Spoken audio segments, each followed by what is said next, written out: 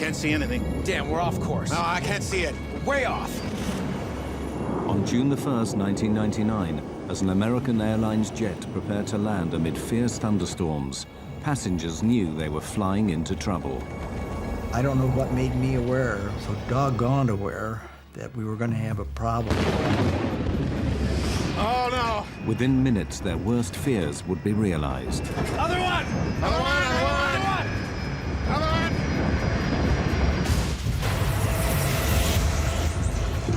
I'm yelling, get away from the plane. Run. Get away from the plane. I don't know where we're at, but there's a road that goes around the airport. Well, we got a lot of people hurt.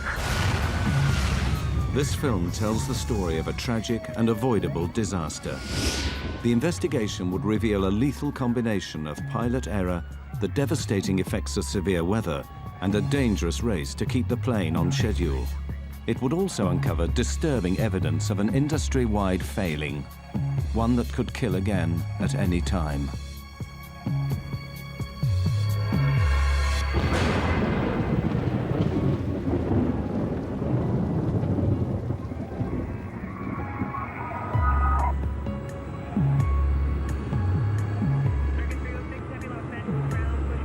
Despite reliable aircraft and extensive training, modern airlines and their crews face unprecedented pressures.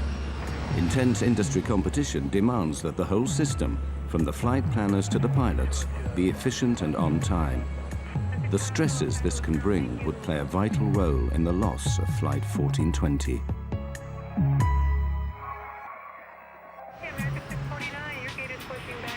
For a large operator like American Airlines, the pressures start with the complex task of scheduling their vast fleet.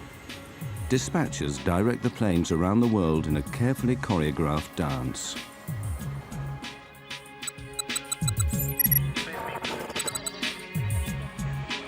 The strain of maintaining this efficiency affects the entire system. Of course, competition has become very intense, a lot of pressure on the dispatchers, pilots, flight attendants, and basically the whole infrastructure to accomplish the mission and make a dollar. Every effort is made to ensure that nothing disrupts these fragile schedules. But there is one variable that no airline can control: the weather.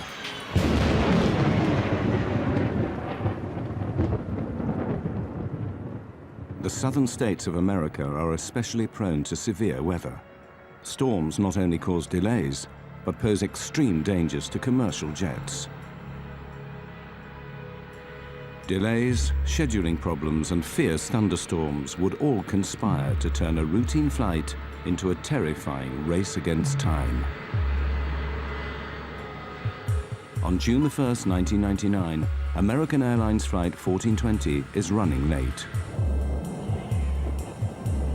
The movement of the storms, everything is sliding to the southeast. So yes, we do have a stormy evening headed our way.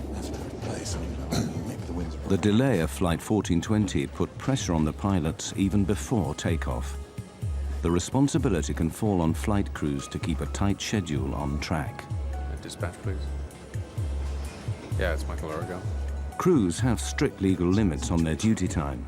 The first officer warned the dispatcher that they were in danger of running out of time. Duty time limit at around 11:16. The flight had to take off in the next hour or be cancelled. The pilots also became aware of another pressure caused by deteriorating weather near their destination. Pilots had a weather briefing that they got before they departed Dallas-Fort Worth, which provided the forecasts, the weather alerts. The dispatcher and the captain preparing for the flight looked at the weather information and thought they could get to Little Rock before the thunderstorms impacted. The 139 passengers just wanted to get home. I was traveling with my son and my daughter. We were coming home from our vacation. It was my daughter's first flight. The plane was late and there were a lot of delays, of course. It was tiring, it was frustrating, it was late at night. They soon began to sense that Flight 1420 was racing against the weather. As they called for us to board the plane, and they wanted us there and just to get on really quickly. Just get on, sit down, put your seatbelt on, we're going. They did mention that there was bad weather between us and Little Rock. They wanted to get ahead of the bad weather coming into Little Rock. Finally, over 2 hours behind schedule, Flight 1420 leaves Dallas. Unknown to the crew, the storms are already massing around Little Rock. 40 minutes later, 1420 is 100 miles from its destination. At this point, the voice recorder transcript reveals a calm and steady cockpit routine. American 1420, you gonna still want lower? So far, it's okay. So far, so good, ma'am. American 1420 will let you know. The first officer on American 1420 was a new hire. He had just recently completed training, and he had been paired on one of his first trips with this management captain. So now you had a very experienced pilot sitting in the left seat with the company, paired with a relatively new hire. Bushman and Origal are clearly relaxed as they plan their approach and landing. 25 for 24, set and armed. Think this stuff's gonna work out pretty well? Yeah, we're almost down to max landing weight. There's a moon out. Or a spaceship. Oh, it's the mothership. Center pump's coming off. All right. The pilots are keeping a close eye on the storms ahead. Onboard weather radar scans a cone-shaped area of sky in front of the plane. Potentially severe storms show up in red. There's your big wad diddly. Yeah, we gotta get over there real quick.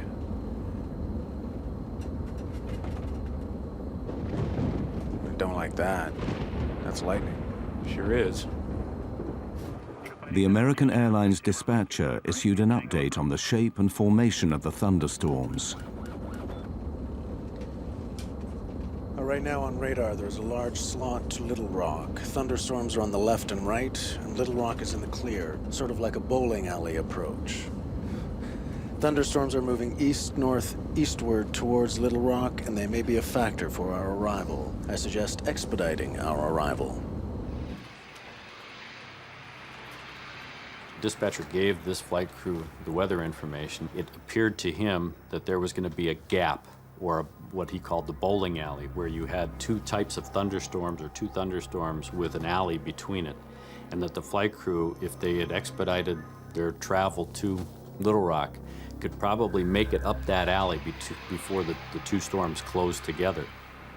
But as Flight 1420 descends, the plan to beat the storms is about to go seriously wrong. The pilots do not realize that the walls of the bowling alley are closing in.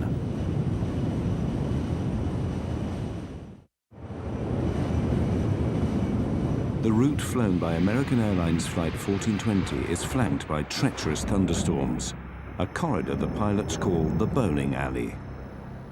With 80 miles to go, the path to Little Rock still appears to be clear.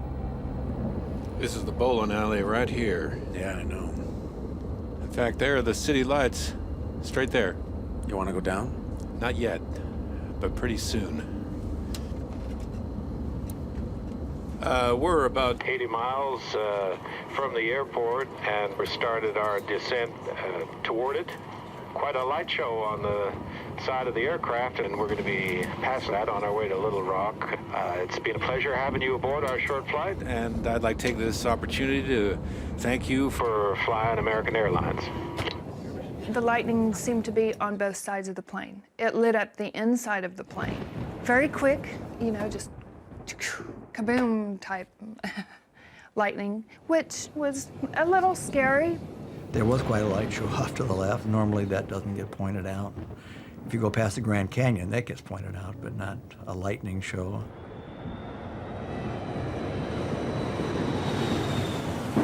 As the plane descends, transcripts of the cockpit voice recordings show that the pilots are aware of rough weather ahead.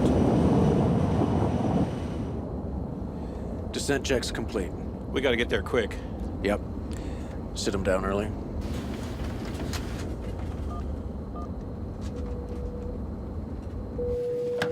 Hello?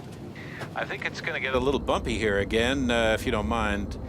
Do we need to sit down? Well, how far through are you? We're almost done, but not quite. Well, finish it up real quick. Okay. I thought it was more turbulent than normal. I remember especially watching the flight attendant, and I was looking at her with amazement. I was wondering how could she hold those trays and pour the drinks and not spill everything. From that point, it just got worse. With flaps 40, 130,000 pounds, 200 feet. As they prepare for landing, the pressure on the pilots will now steadily rack up. Not required. Manual brakes? Manual's fine. At first, as the crew pick their way around the storms, everything seems steady. Yeah, actually, there's a city right there. Yeah. Breaking through this crowd. Good, doing good. Even when the first indication comes that the storms are advancing, the pilots take it in their stride. Whoa. Looks like it's moving this way, though. Yeah. Just some lightning straight ahead. I think we're gonna be okay, though. Right there. Yep, right down the bowling alley. As my friends would say, California cool. Cool. Peachy. Exactly. 1420 at 11.3 for 10,000. But when the pilots contact the controller at Little Rock, he gives the first of a series of alarming weather alerts. Roger. We've got a thunderstorm just northwest of the airport moving through the area now. Wind is 280 at 2-8, gusts 4-4, and I'll have new weather for you in just a moment, I'm sure. Gale force winds are gusting to 50 miles per hour, enough to blow tiles off a rooftop. High winds pose a severe hazard for Flight 1420. Crosswinds could make it difficult to control the plane on landing. The pilots must quickly determine if they're within safe limits. They calculate the strength of the crosswind from its angle to their final approach. All right, so that's 280 at 4-4. Gusts at 44. Right, near the limit.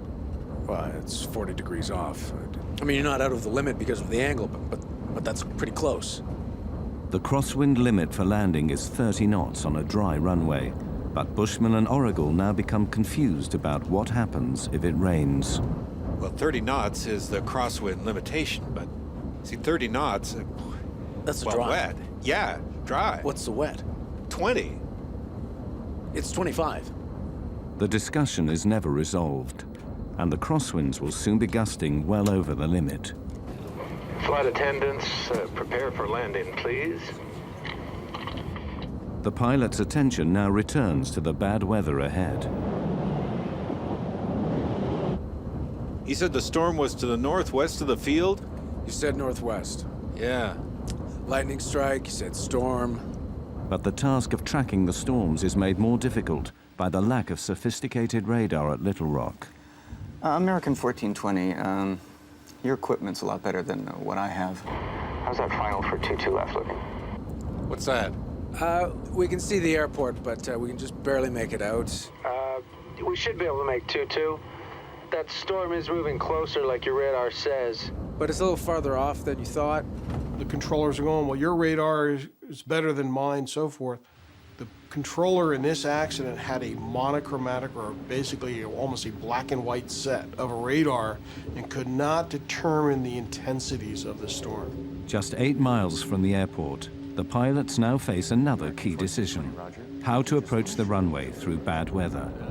Controllers routinely ask pilots if they want to land visually, instead of relying on the airport's Electronic Instrument Landing System, or ILS. But a visual approach means they must be able to see the runway, and this is proving difficult. No, we can't really make it out right now. We're gonna have to stay with you as long as possible. Now, as the wind suddenly changes direction, the pilot's problems quickly mount up. The wind's kind of kicked around a little bit right now. It's 330 at 11. Whoa. It's a little better than it was. Yet 330 is tailwind, though. The crew now face the problem of having the wind behind them when they land, greatly increasing the dangers of overshooting the runway. Then the controller calls in with more bad news. Right now, I have a wind shear alert. Wind shear is a sudden change of wind direction over a short distance. It is one of the most feared elements of a severe thunderstorm. To combat constantly shifting winds, the pilots are forced to throw away their previous approach plans and start again. They have to reverse the direction of their approach, so they will be landing into the wind. Yeah, we're gonna need, We would rather go into the headwind, sir.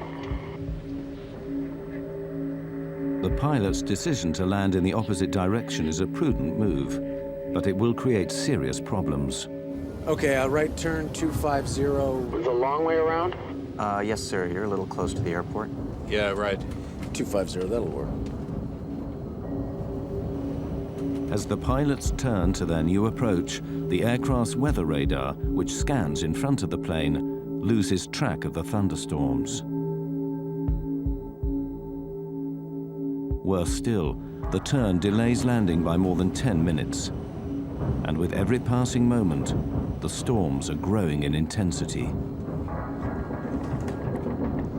Runway 4 right, 111.3042. I think that was the airport below us. Yeah, right, okay. Switching runways, keeping track of the storms, all add greatly to the pilot's heavy workload. Okay, 2217, glide slope, intercept all the way down. Missed approached, right turn to 4000. Let's see, you got the airport, right? So Yeah, I don't have the airport. Well, I'm saying you've got the ILS. Yeah, I got the ILS. Airline pilots, they make their money when they're flying into bad weather. When the weather goes down, now all of a sudden the workload starts to increase because you have to factor in low clouds, rain, lightning, thunderstorms, wind. All of these elements start to bombard you the closer you get into the airport environment. American 1420, it appears we have a second part of this storm moving through. The wind now is 340 at 16, gust 34. With the storms worsening, the pilots need to make it to the airport as quickly as possible. You want to accept the short approach, keep it tight? Yeah, but if you can see the runway, because I don't quite see it. Yeah, it's right there. All right. See it? You just point me in the right direction, I'll start slowing down. Give me flaps 11. Damn, it's heading right over the field. American 1420, did you call me? We got the airport, but we're going right in between clouds. I think it's to my right, Off my 3 o'clock low, about 4 miles. American 1420, that's it. Do you want to shoot the visual approach, or you want to go out for the ILS? A visual approach will allow 1420 to reach the airport faster than one that depends on instruments. I can start the visual. If we can do it. American 1420's cleared, visual approach, runway 4 right. If you lose it, need some help, let me know, please. But a visual approach means the pilots must keep the runway in sight at all times. The transcripts now reveal rising confusion on the flight deck as the captain struggles to fix the position of the airport. Okay, did you notice something? Did you see the airport there? Where? There, okay, right. You're on a base for it, okay? It's right there. Well, I'm on a base now? It's like a dog leg. We're coming in, and there it is, right there. I lost it. You're downwind of it. It's right there. Well, I still don't see it. Just vector me. I don't know. American 1420, monitor 118.7, runway 4 right, cleared to land. The wind now 330 at 21. 18.7 will monitor, American 1420, thanks. Cleared to land, runway 4. See those red lights there. Now, what are they in relation to? There's the runway. There's 2 runways. Yeah, I know. See, we're losing it.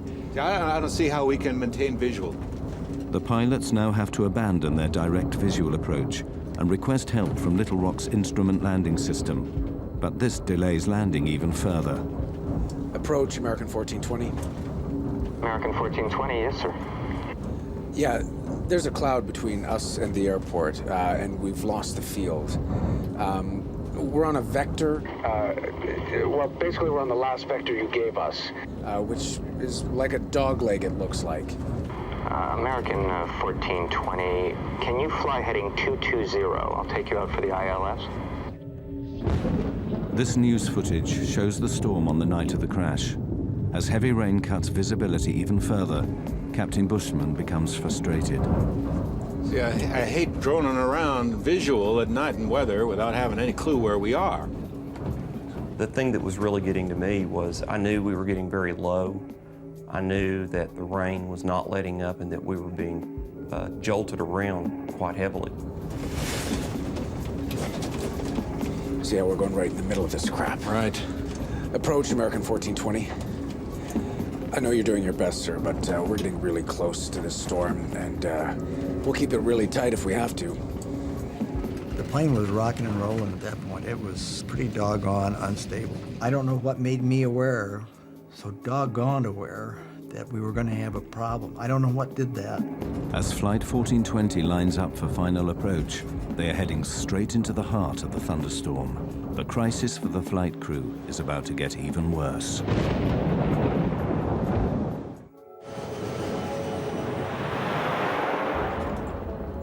With Flight 1420 4 minutes from touchdown, severe thunderstorms give the pilots another major problem. Blinding rain and thick cloud are obscuring the airfield. The visibility on the runway, known as RVR, is getting dangerously low.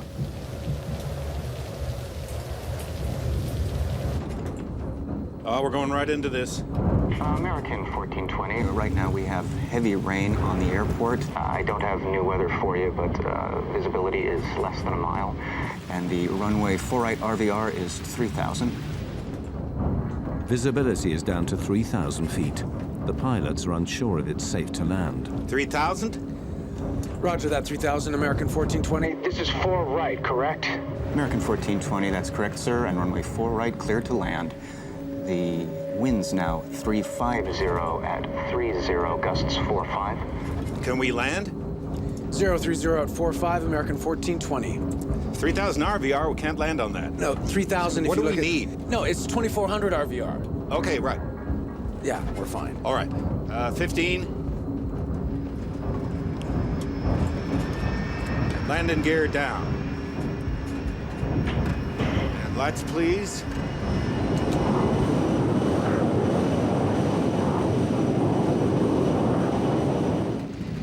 As we descended through a very dark black cloud. The rain seemed to be going horizontal.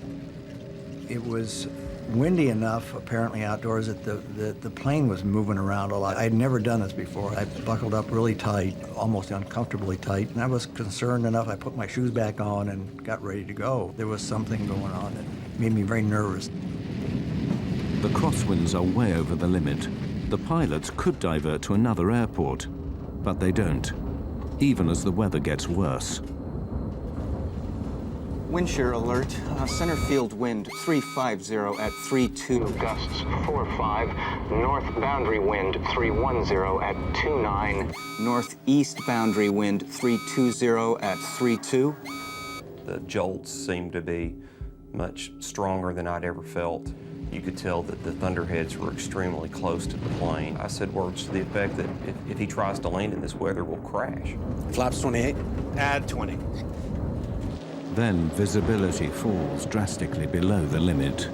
American 1420, the runway 4 right RVR is now 1,600. Damn. The crew are rattled. Under pressure, they begin to make mistakes. Can't see anything. Looking for 460. It's there. Couldn't see anything. The wind was throwing the plane around so violently. I think it was enough of a crosswind that I was afraid we were going to land on the wing. We felt like we were going to tip over. I mean, it just felt that bad. You want 40 flaps? Yeah, I thought I called it.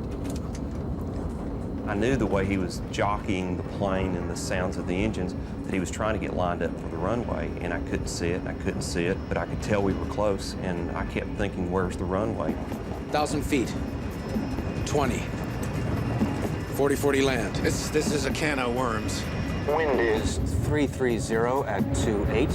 I'm gonna stay above it a little. There's a runway off to your right. You got it? No. I got the runway in sight. You're right on course. I got it. Stay where I you got it. I got it. Most of the people at that point in the plane were just holding on really tight, just looking forward. I mean, like rigid. I suspected the worst. I mean, I really did. We might not get down.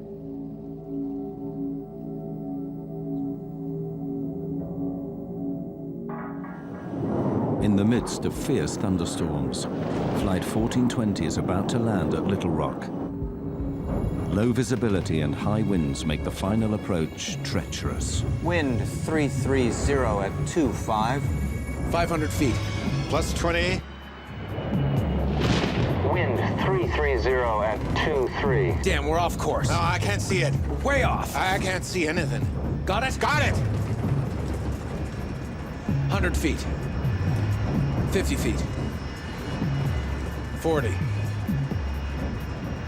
30.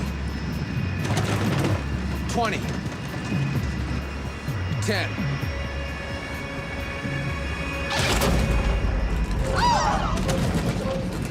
We hit the runway real hard. We didn't slow down. We're down. We're sliding. Oh, no. We were still going very, very, very fast. And at that point, I thought, we're dead. On the brakes!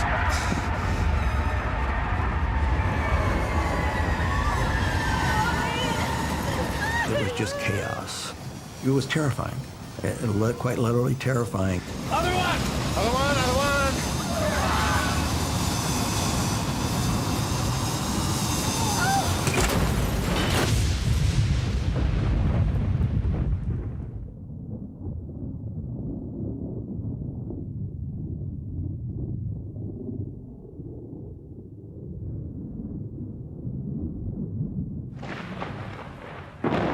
When the plane actually stopped, there was a moment of absolute, total silence. There was fire in front of me, and I could see debris, and it was silent. And I thought, oh my gosh, I'm dead. Well, I knew we were in deep trouble. You know, it's a process that started, and in some way it's got to end. It's going to end, and when it ends, how do I get out of here? Within those minutes, I heard a small scream, and I heard it get louder and louder and louder, like it was on a megaphone. And it hit me, that's my daughter. And it's like, oh, okay, we've got to get out of here. You know, we got to do something. The passengers struggled to get out before fire engulfed the cabin. I had a broken scapula, dislocated shoulder, and cracked ribs, and all sorts of stuff going on, but I didn't feel a thing. I just wanted to get out. I was not going to die in that thing. I got out of that plane probably in 10 seconds. It's like being in war. Go, go, go. I'm yelling, get away from the plane. Run. Get away from the plane. Go, go, go.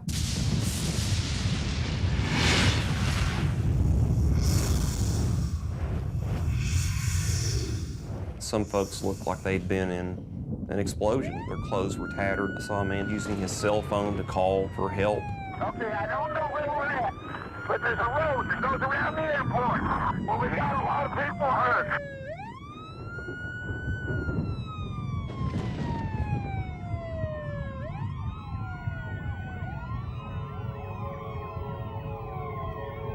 Traveling at over 100 miles an hour, the aircraft ran off the end of the runway, plowed down a 25-foot embankment, and slammed into a steel walkway.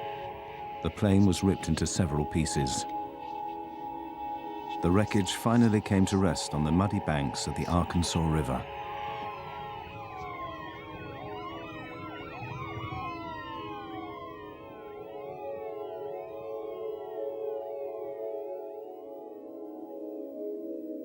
Ten passengers died in the crash. Captain Bushman was killed instantly when the cockpit was split open by the steel walkway. It was a shame I hadn't, literally a shame that I had not done more to save people. That's the worst nightmare I have.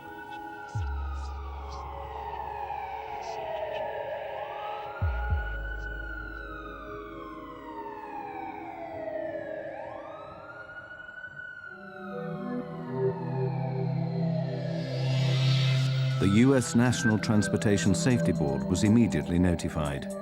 Greg Feith was the NTSB's chief investigator.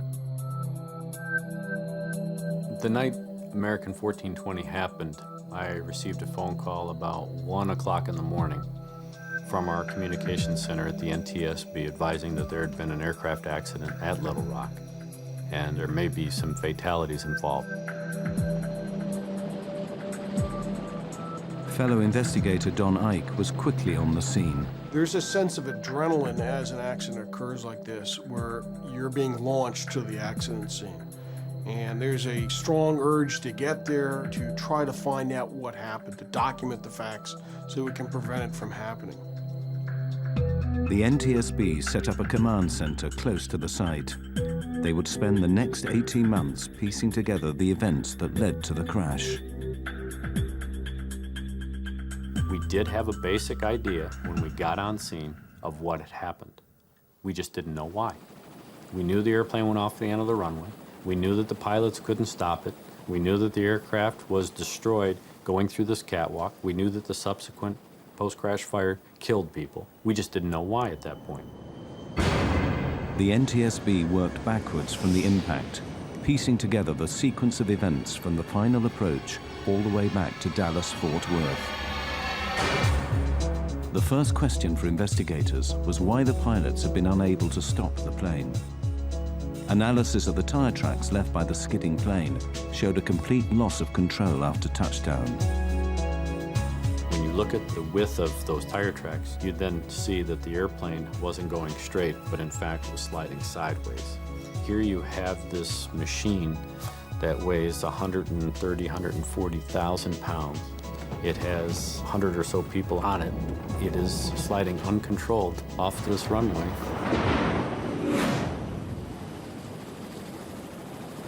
Something had gone terribly wrong on landing, and investigators had to find out why. They questioned the survivors of Flight 1420, who would provide an extremely important clue.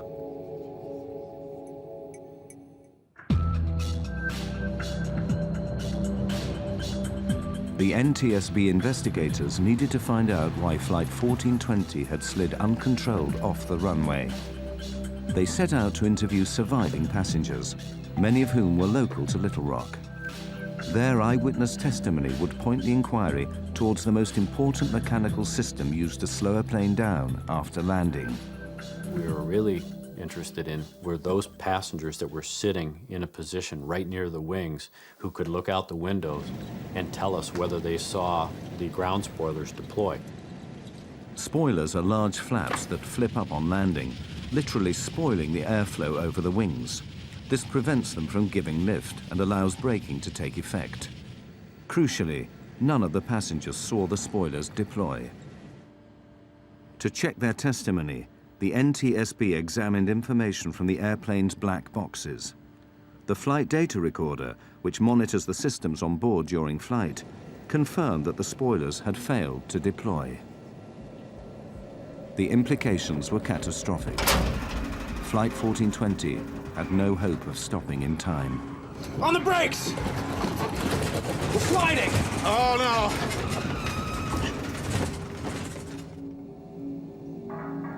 So was the failure of the spoilers to deploy a mechanical problem?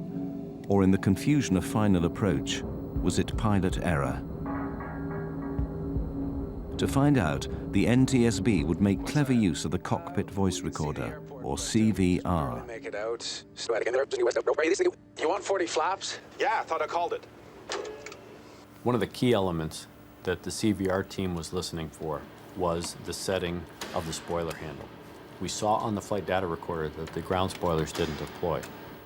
We wanted to know if the handle had been actually armed or not, and we were looking for a specific click sound. We couldn't find that sound on the accident CVR, which led us to believe that the handle was never in the armed position at touchdown.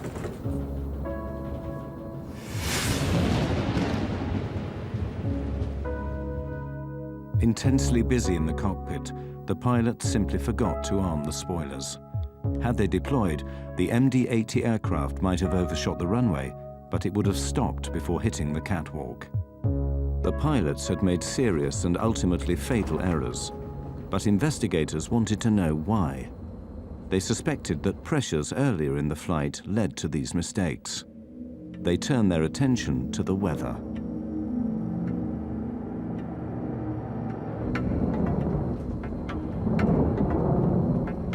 clear to us that severe weather had been in the area around the time of the accident.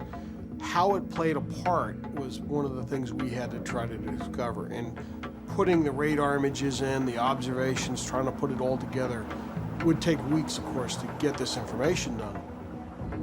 The NTSB wanted to know what role the weather had played in the crash, and had the pilots been fully aware of the dangers. See how we're going right in the middle of this crap. One of the concerns that all pilots have when they're trying to land an aircraft is, of course, making sure that the crosswinds that they may experience don't exceed the capabilities of either themselves or the aircraft. The wind's now 350 at 30, gusts 45. Can we land? This particular flight crew had a limitation, not imposed by themselves, but imposed by the company, and that was that they were not allowed to exceed a 10-knot crosswind on a wet runway. Crosswind limits are clearly stated in the operating manual. The crew of 1420 were flying beyond regulation limits. This is a can of worms. There's a runway off to your right. You got it? No. The effect of the winds can be seen in this NTSB animation, showing the captain's desperate last maneuvers. Winds definitely impacted the flight. If you look at the animation, you'll see them fighting the winds. Definitely not good. We're down.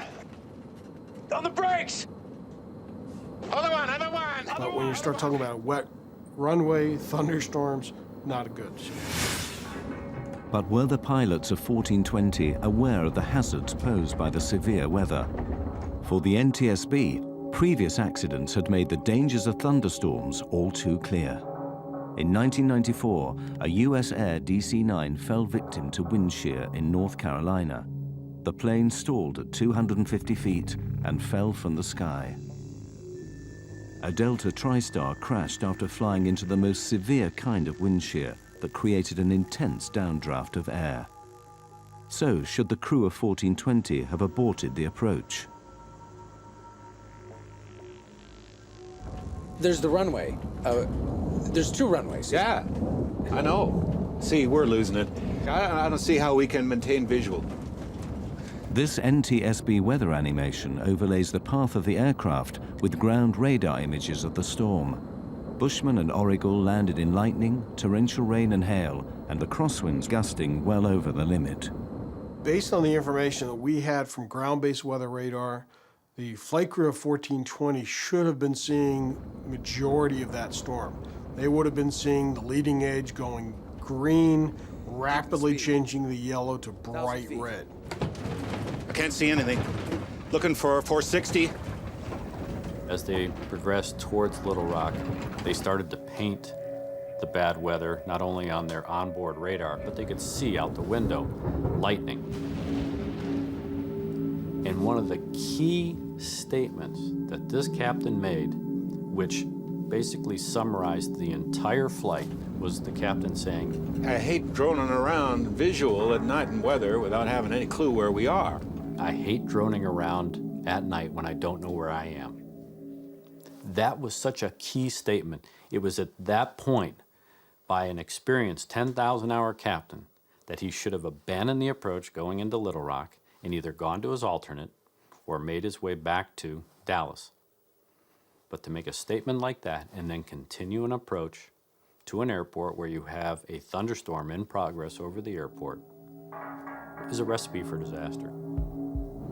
But the pilots were not the only ones to be heavily criticized.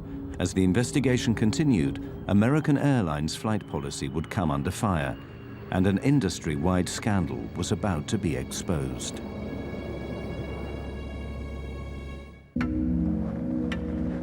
For months after the crash of Flight 1420, the NTSB dug deeper into the circumstances surrounding the accident.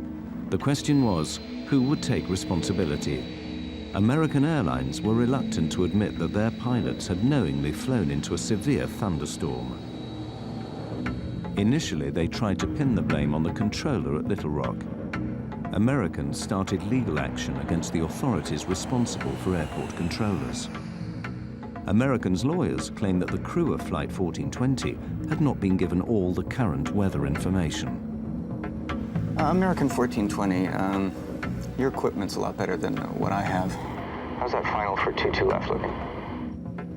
But after interviewing the controller at Little Rock, investigators were unconvinced. It's highly unlikely that the flight crew wasn't sufficiently informed about the nature of the weather and the severity of the weather, not only en route, but of course, during the course of the landing at Little Rock.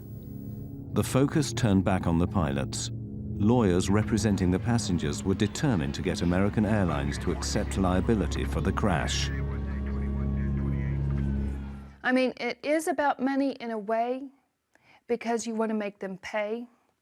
Because I saw the letters that they would write back to my lawyer, minimizing what we had been through, minimizing my daughter's burns, cuts, the psychological effects it had on my son at age 15, and my daughter and me, and just minimizing everything. So you want to find a way to hurt him. Renee Salmons and many other survivors attended the NTSB public hearings held in Little Rock 8 months after the disaster. With the captain dead, the co-pilot was the first to testify. As we went off the end of the runway, I could see the runway lights coming up, and I knew we were going off the end of the runway. I couldn't see anything in front of us, and all I thought was the gear would collapse, and we would continue to slide. It's got to be okay. And then all of a sudden, I felt the impact. I followed it as close as I could. You bet. I mean, I wanted to know what happened. I went to all of the NTSB hearings. I was outraged. I was mad. For me, they didn't ask him the right questions. You know, I wanted to ask him, what were you thinking? Why did you all play chicken with our lives? The co-pilot's testimony was highly controversial.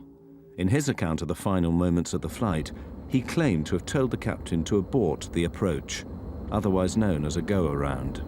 Who can call for abandoning the approach? Either pilot. Did you call for a go-around at any time? Yes, sir, I did. It sounds like after reviewing the tape, you can definitely hear the go and the around. It seems like he talked the same time I did, and I looked over at him, and he brought the airplane back on course. However, when NTSB specialists studied the cockpit voice tapes, they couldn't hear this statement. Damn, we're off course. No, I can't see it. Way off. Even though he stood by that statement, we could never validate it. That led to a controversial finding because we weren't really sure if that took place or not. The NTSB asked tough questions of the co-pilot, but was American Airlines training also at fault? Greg Fythe put an American Airlines manager on the stand. What were the company rules for pilots flying near thunderstorms?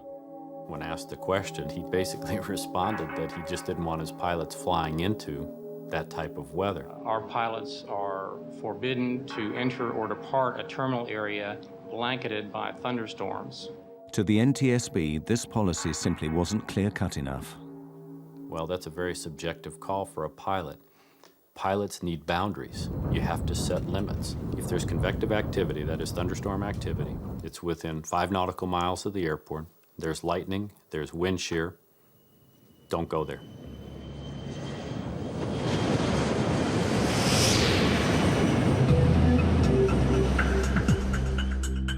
The deeper they looked, the more the NTSB found that flying into thunderstorms was disturbingly widespread. Extraordinary evidence given at the hearings revealed that the problem spread through the whole industry.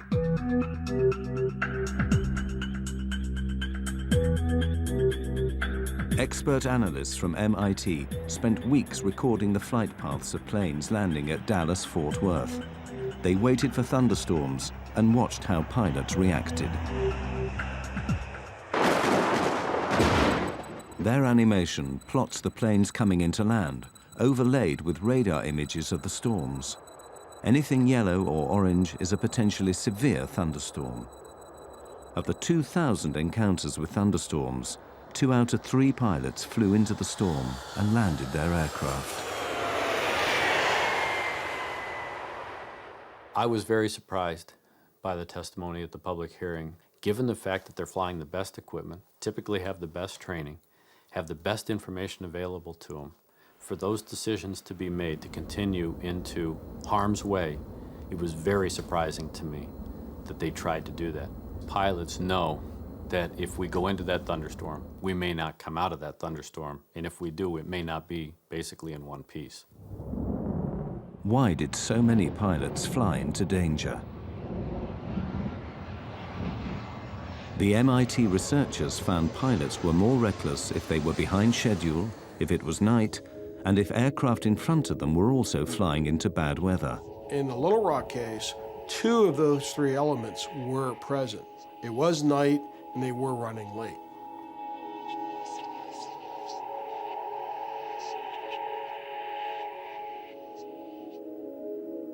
The MIT investigation was chilling evidence that the crash at Little Rock was part of a much wider problem. We're not seeing a major improvement, put it bluntly. There's a limited time for training. Weather was a significant part that set up the stage of this accident. We do not condone any operation to be conducted in such weather. It is a known severe weather hazard, and it should have been suspended, no operation. Ironically, it also emerged that new technology may be partly to blame for bad decision-making. We're desensitizing pilots. We're putting weather radar on board aircraft. We're putting wind shear detection systems on airplanes. Most of these systems only react when you're in the hazard. That time, it may be too late. But the root causes behind the crash of 1420 went even deeper. Why were the pilots so determined to land?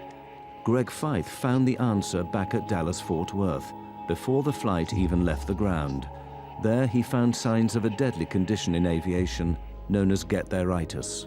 There may have been a sense of get-there-itis. The flight crew knew that they were pushing their 14-hour duty day. It had been a long duty day. The airport's right there. Let's try it. Let's see if we can accomplish the mission. Pilots are goal-oriented. We're mission-oriented. We will stick our nose in there to try and see if we can accomplish the mission. Sometimes we will accomplish that mission, but sometimes we get too far into it that we can't bail out. We don't have any more options, and bad things happen. For Flight 1420, the pressures of get-there-itis sparked a fatal series of mistakes and misjudgments.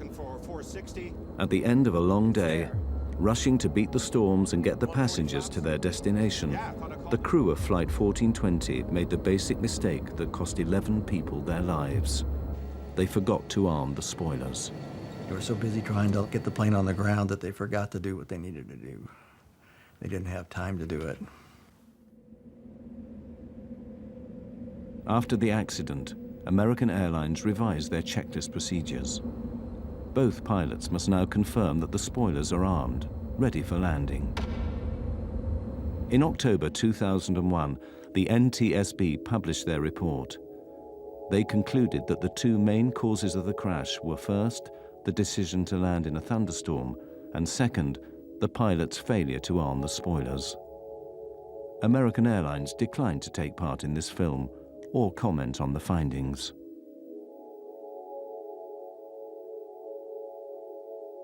As an investigator, I had over 2 years to basically criticize and determine what the captain was trying to accomplish.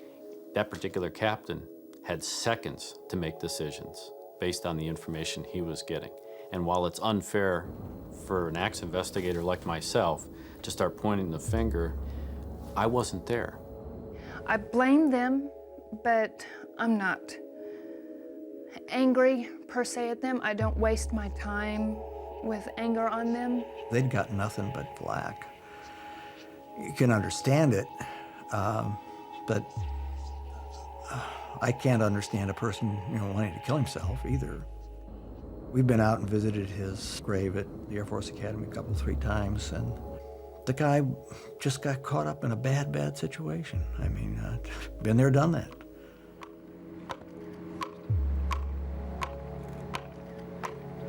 One year after the crash, the survivors of Flight 1420 gathered at the site to remember those who died. For surviving passengers, the effects of the crash are long-lasting and profound. We, as a family, worked long and hard to work through it. We had many talks. It blew apart a lot of relationships. You find out who your real friends are. I cannot do enough to mitigate what happened to the individuals on the airplane. Life is a precious thing, and you're definitely here for a very short time. You know, all of a sudden, your life looks like about a second and a half long. The impact of the crash is something that I try to block out of my mind because I still feel a reaction. People ask me if I'm okay. Well, no, I'm not okay. No, we'll never be okay. I mean, what is this okay stuff? You're different. And deal with it. I mean, that's the way we're going to be. The day after it happened, when Adam and I were in the hospital in Samantha, Adam and I got up and we looked out the window and we just couldn't believe that life went on. We just couldn't believe cars were driving and it was sunny and life went on, you know, because for us, life stopped.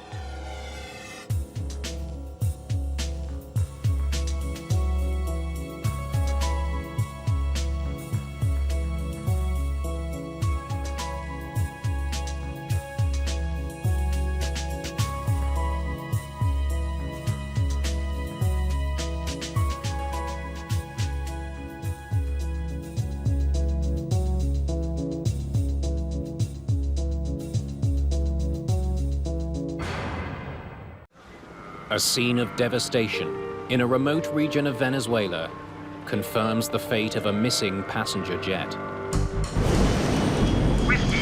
West Caribbean Airways Flight 708 has mysteriously dropped from the sky while flying at over 30,000 feet. They took off from Panama. It's a Colombian operator.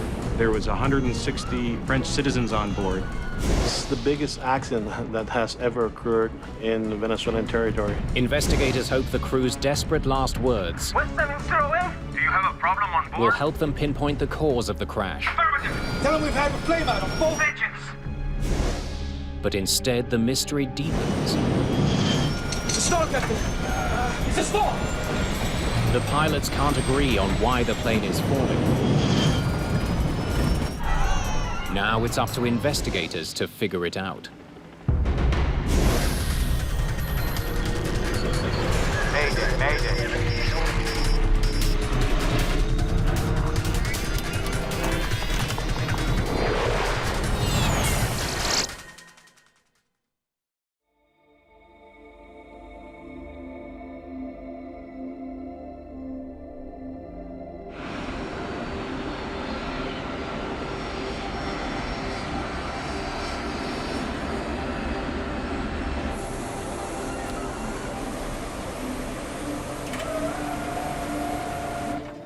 At Panama's Tocumen International Airport, West Caribbean Airways Flight 708 begins boarding 2 hours behind schedule.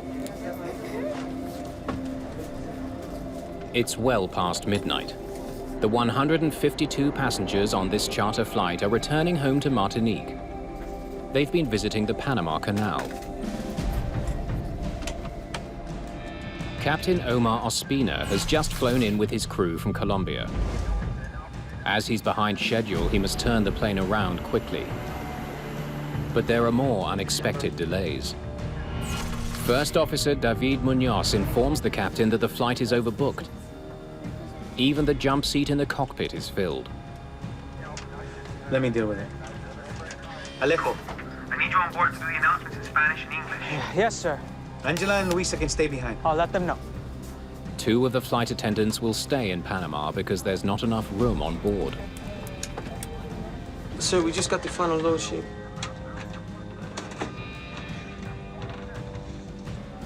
Checking the weight of the aircraft. Take off from runway 21 left, sir. 3,050 meters. And the length of the runway. Captain Ospina calculates that he can safely get airborne. Their flight path will take them through some heavy weather, something crews are accustomed to during hurricane season. Okay, we're ready for takeoff. Request pushback clearance. Ground, West Caribbean Airways. 708, request pushback clearance, gate 28. West Caribbean 708. Cleared for pushback, gate 28. Proceed to runway 21 left.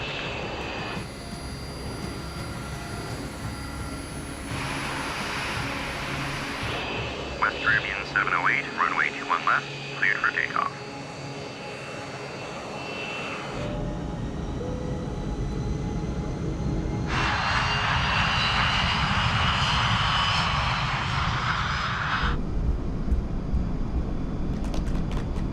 V1. Rotate.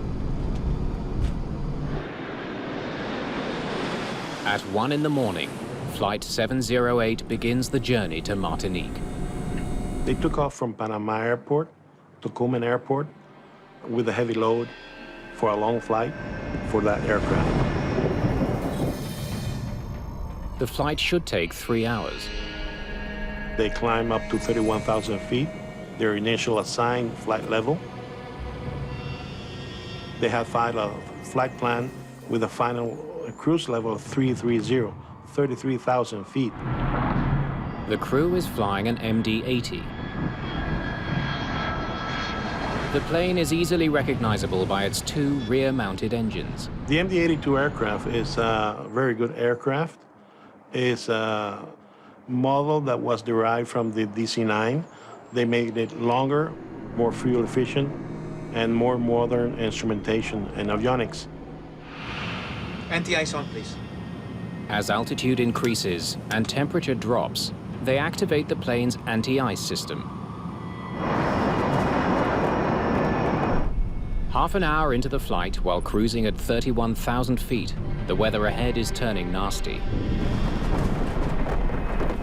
A low-intensity hurricane moving in from the Atlantic has been whipping up winds across the region.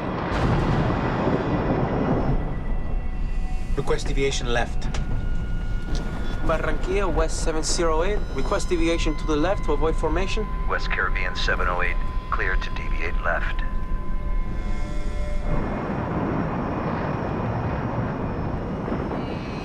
In the kind of weather they were flying, it's common for pilots to deviate from their initial route to avoid this bad weather. It should get better soon.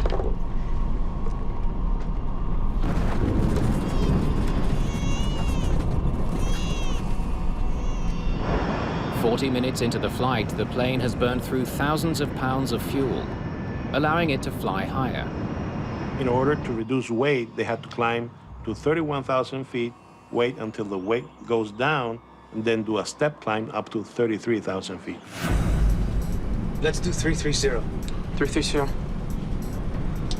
Barranquilla, West 708. Request level 330. 708, cleared to level 330. The captain now begins the climb to their scheduled altitude of 33,000 feet.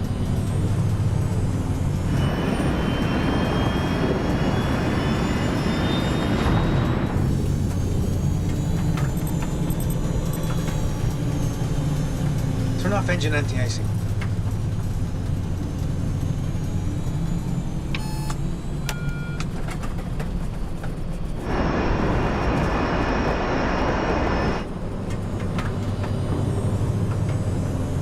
I can't accelerate. The captain notices that the engines don't seem to be responding. Can go to the bathroom. The crew isn't overly concerned.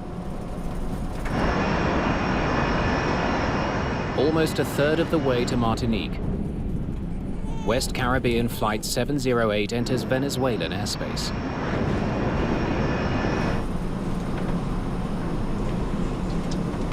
Is there cake and coffee for everybody? Or are we expected to share?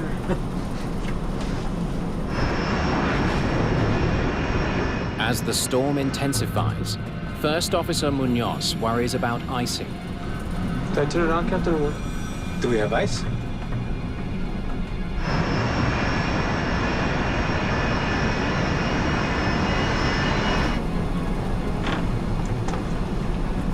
Put them on.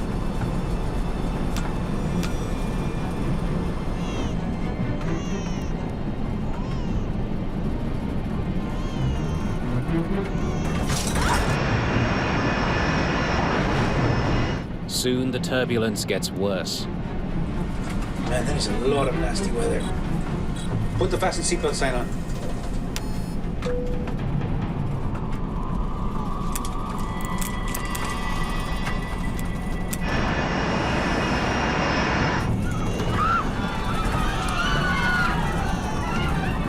Please, stay in your seat. I'm dimming the lights so the passengers don't stand up.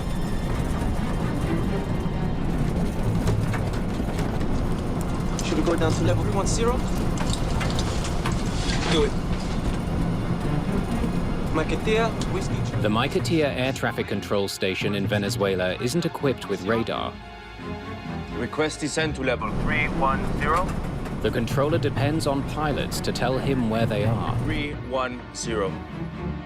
Captain Ospina turns off the autopilot. Give me 310. And the plane starts heading back down to 31,000 feet. The turbulence is getting even heavier. And then suddenly the stick shaker goes off. It's the most serious warning that a crew can get. The captain's control column starts to vibrate, warning him the plane is flying dangerously slowly. At close to 31,000 feet, the plane suddenly drops.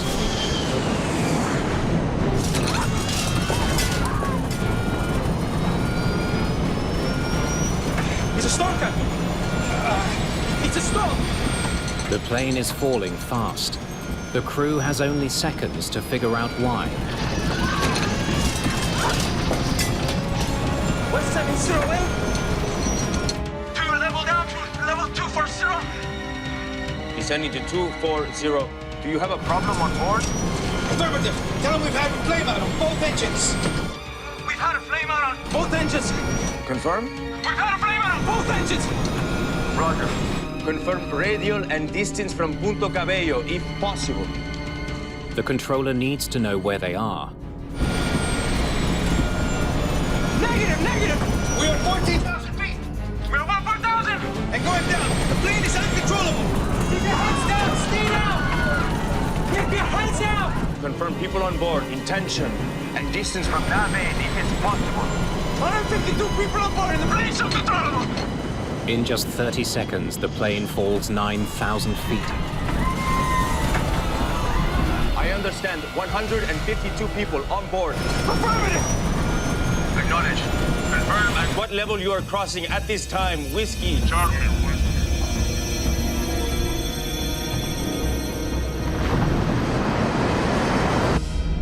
Whiskey, Charlie, Whiskey, 708.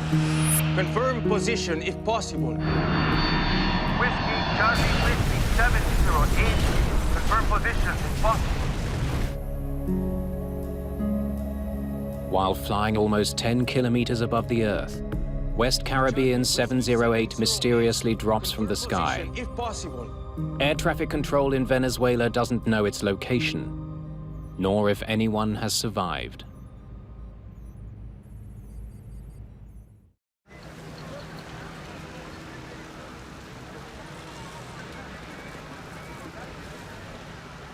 The morning after West Caribbean Flight 708 goes missing, Venezuelan villagers report that a plane has crashed on a remote farm. Colonel Lourdes Ramos is the lead air crash investigator for the Venezuelan government. She has never handled a crash this big.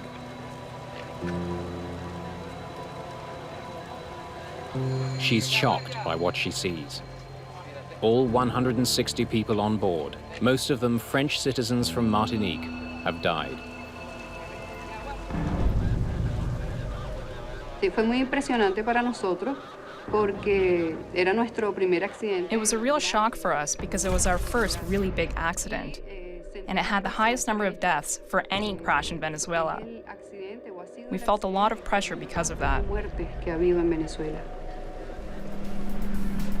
The scope of the investigation is daunting. Lourdes Ramos knows the plane that has crashed is one of the safest planes in the world.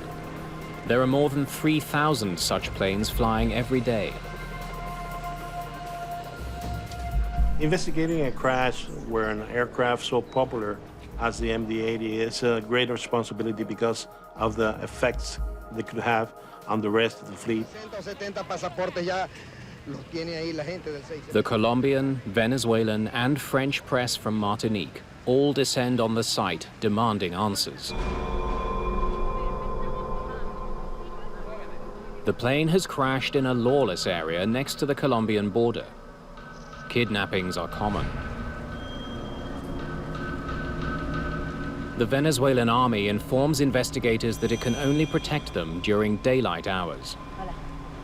We don't have a lot of time. Let's get everything documented. Ciertamente, el equipo no estábamos incluyendo. Certainly our team, including myself, wasn't prepared for the emergency we faced. El accidente complejo y muy difícil poder. This accident was complex, and it was very difficult to quickly figure out what had happened. De lo que había sucedido. After the victims have been removed, the investigators' first goal is to determine how much of the plane landed intact at the crash site. If it's all there, they can rule out a mid-air breakup. Pudimos observar que estaban los 4 puntos de la aeronave, la cola. We could observe the 4 corners of the aircraft, the tail, a part of the cockpit, and some remains of the wings. Esto nos dio idea. And this suggested that there were no explosions or a collision that produced the accident. No hubo explosiones o algún acto que produjera ese accidente. Investigators question the Maiquetía air traffic controller. Told me that they had a flameout on both their engines. Do you have a problem on board? Tell them we've had flameout on both engines. Cuando recibimos la información del Centro de Control de Maiquetía. When we learned that the crew had reported a flameout in both engines, we immediately focused on the function of the airplane's engines. Se fue al funcionamiento de los motores de la aeronave. Yeah, I'm just getting up to speed now. Joe Sidor is a senior investigator at the NTSB in Washington, specializing in foreign assignments. As soon as we're notified of an accident, we contact the manufacturer of both the airframe and the engine. Given the initial information of a dual-engine flameout, this caused us to start getting as much information about the engines as possible. No sign of fire inside the engine. Laura Lease had her hands full with this accident. It was a remote location, there was 4 countries involved, and she didn't have a big staff.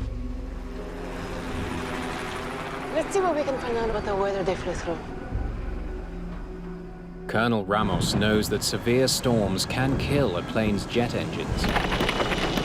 In 1977, a DC-9 with similarly mounted rear engines experienced a flameout while flying through a thunderstorm.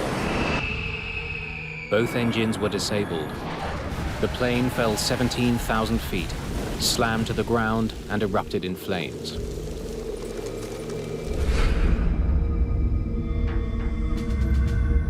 Investigators suspect that the engines of Flight 708 may have flamed out either from heavy rain entering them or due to turbulent winds. One way to think of an engine flameout is when you have a pilot light go out on your furnace at home. The engine is working properly with combustion going on internally, and then the flame stops and the engine quits. If both engines flamed out, it would explain why the plane fell from the sky in one piece.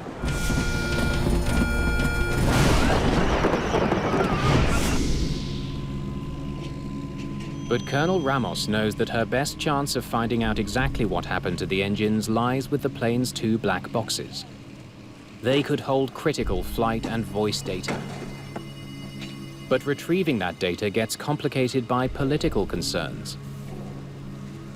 The other difficulty with this investigation was the international aspect. This was a Colombia operator that took off from Panama, was overflying Venezuela, and crashed on their soil. So from the Venezuelan standpoint, they had very little connection with the actual flight or passengers on the aircraft. The Venezuelan government, deeply mistrustful of the United States, has the final say on who will examine the black boxes.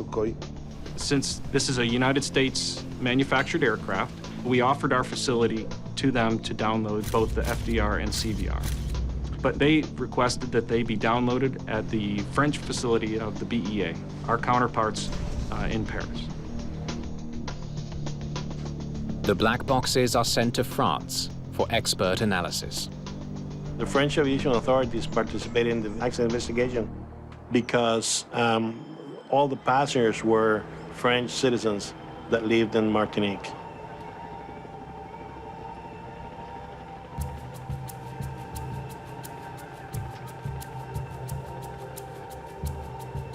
In the meantime, investigators pursue another possible cause of engine failure: contaminated fuel. They track down the fuel truck that filled the plane in Panama. Fue importante examinar el combustible. It was important to test the fuel because it was a possible cause for why the engines had failed. Habían fallado los motores. Esa era una posible causa. El análisis del combustible por búsqueda de contaminación. We asked the Panamanian authorities to test the fuel for contaminants, but the results they obtained were negative. Fueron negativos los resultados. Hi. Hope I can be of some help. Joe Sador arrives from Washington with 2 engine experts. Once we arrived on scene, that was one of the first things that we wanted to look at was the engines. So my engine investigator and the Pratt & Whitney investigator went to each engine and examined them thoroughly. What they find is surprising. Both engines exhibited indications of high-speed rotation at impact. That is to say that the evidence indicated that both engines were operating at a very high power. The investigators give the engines a clean bill of health. When we obtained the analyst results for the engines, we realized that they work perfectly. Trabajaron perfectamente. Do you have a problem on board? Affirmative. Tell them we've had a flameout on both engines. We've had a flameout on both engines. Sure looks like those blades are turning when the plane hit the ground. And that the flameout reported by the crew never happened. Flameout nunca ocurrió. The main suspect in the crash of one of the most popular planes on Earth is ruled out. Investigators need another lead. It made us want to get that FDR and CVR data as quickly as possible. The team is now counting on the plane's 2 black boxes to shed light on the cause of the crash. They travel to France, where one of the boxes has been opened. When they listen to the plane's cockpit voice recorder, investigators are surprised by what they hear. It's a stall, it's a stall. Luego de escucharla, After listening to the cockpit voice recordings, we realized that the plane had entered a stall. Había entrado en pérdida. How did this plane stall at over 30,000 feet with 2 working engines? To create the lift needed to fly, a plane depends on a very fast-moving stream of air over the wings. An airplane stall is when the lift over the wings is reduced to the point that the lift cannot support the weight of the aircraft in the air.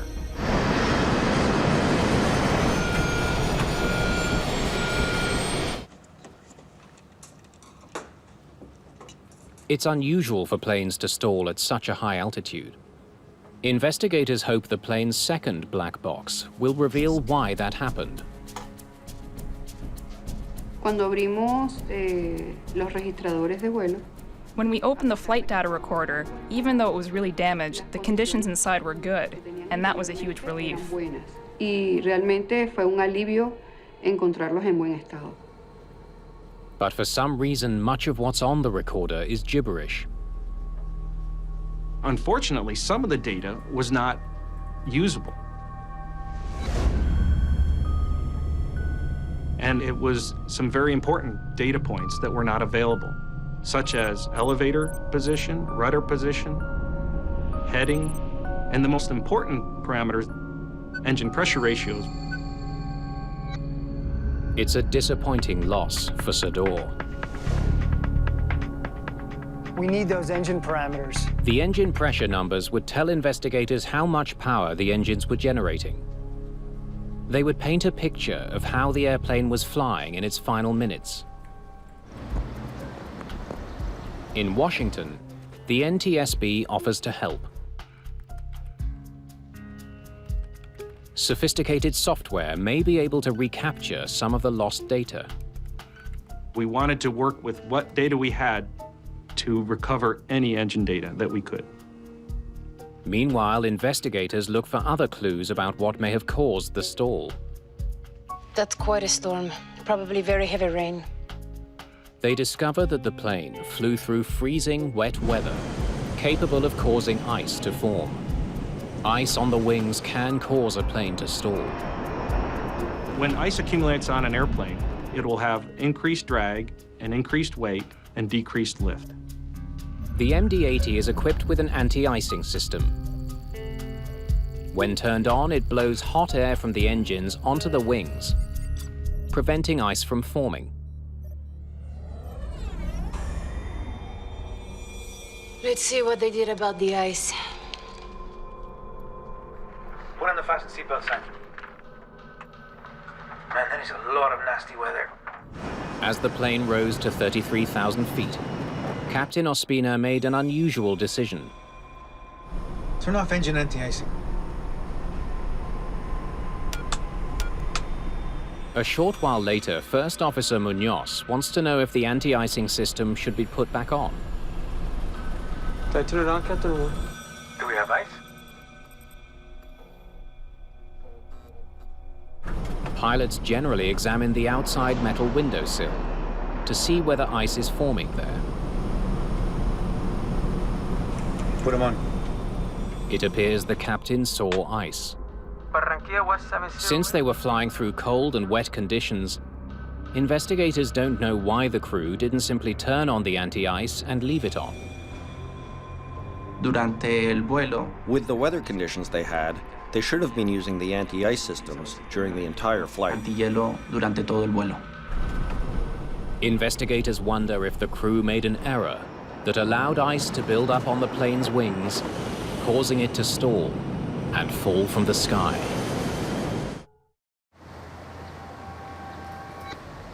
Promising new evidence in the crash of West Caribbean Flight 708 may help the investigative team to zero in on the cause of the disaster.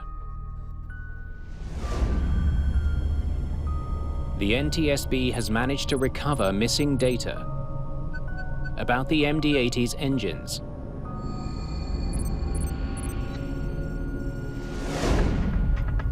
This was very important for us because it allowed us to understand the operation of the engine throughout the flight. If there had been ice on the wings, the engines would have had to work harder to overcome the friction it creates. The engine power numbers would have gone up. Look at this. Engine power wasn't going up, it was actually going down. Therefore, that showed that there was no ice on the airframe. Ice didn't cause the stall. So what did?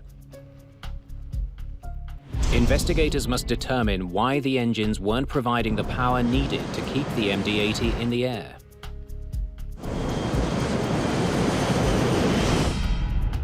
The airline's troubled history of safety violations gives investigators a possible lead. It had been cited for flying overweight planes. Colombian authorities used to bring the aircraft to a scale they have at Bogota Airport and compare against the manifest, and in some occasions they found that the aircraft was heavier than what was reported. Did Flight 708 stall in midair because it was too heavy? During our visit to Panama, we observed that West Caribbean didn't have very rigorous control over the checking of passengers' luggage and their weight. If a plane is too heavy, it may not be able to fly at higher altitudes where the air is less dense. Pilots need to make these calculations carefully. Un piloto sabe a qué altitud puede volar, revisando o estudiando. The pilot knows at what altitude he can fly by studying the aircraft's performance tables and inputting the plane's weight and the temperature. la temperatura. What investigators don't know is whether Captain Ospina did the maths correctly. Stand by.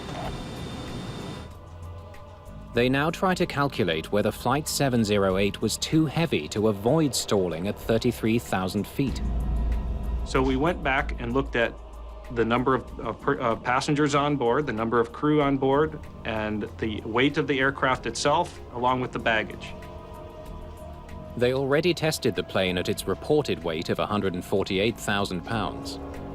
All right, let's add a few thousand pounds. We got heavier luggage, misweighed cargo. Let's try 155,000 pounds. Investigators now make the calculations for a plane that's grossly overweight. They're in for a surprise. And even with a heavier aircraft at takeoff, the aircraft could maintain level flight at 330. It's a setback for the investigation. We're missing something. Let's go back to the beginning.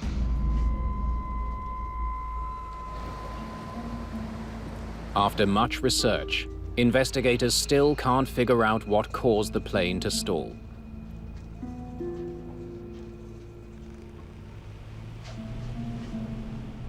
Thanks. The answer has to do with how a plane distributes power.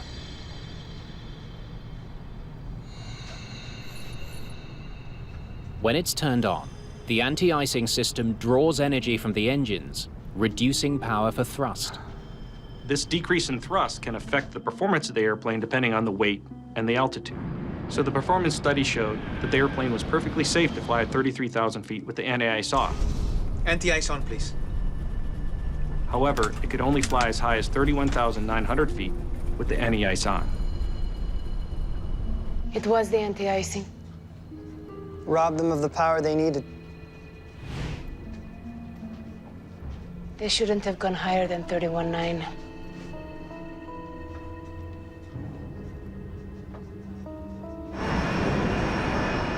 La conclusión a que llega el equipo de investigación. We concluded that the aircraft was flown too high for its weight and the weather conditions it faced. Eso y las condiciones que tenía todo el vuelo.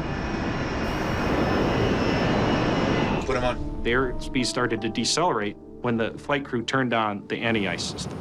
This reduced the thrust of the engine. Investigators conclude the reduction in thrust led the plane to stall.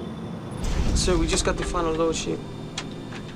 They now assume that when Captain Ospina calculated his maximum cruise altitude, he failed to factor in the need for anti-icing.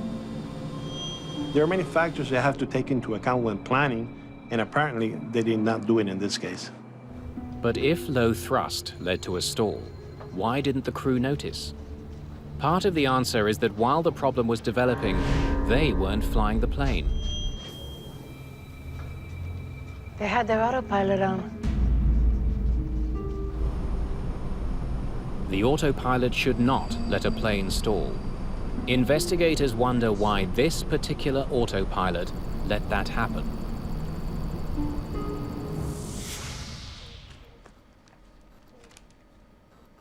While researching the autopilot on the MD-80, they discover a bulletin from the plane's manufacturer. It was sent to the airline 3 years earlier. Under some conditions, airspeed could decay to stall warning before the autopilot disconnects.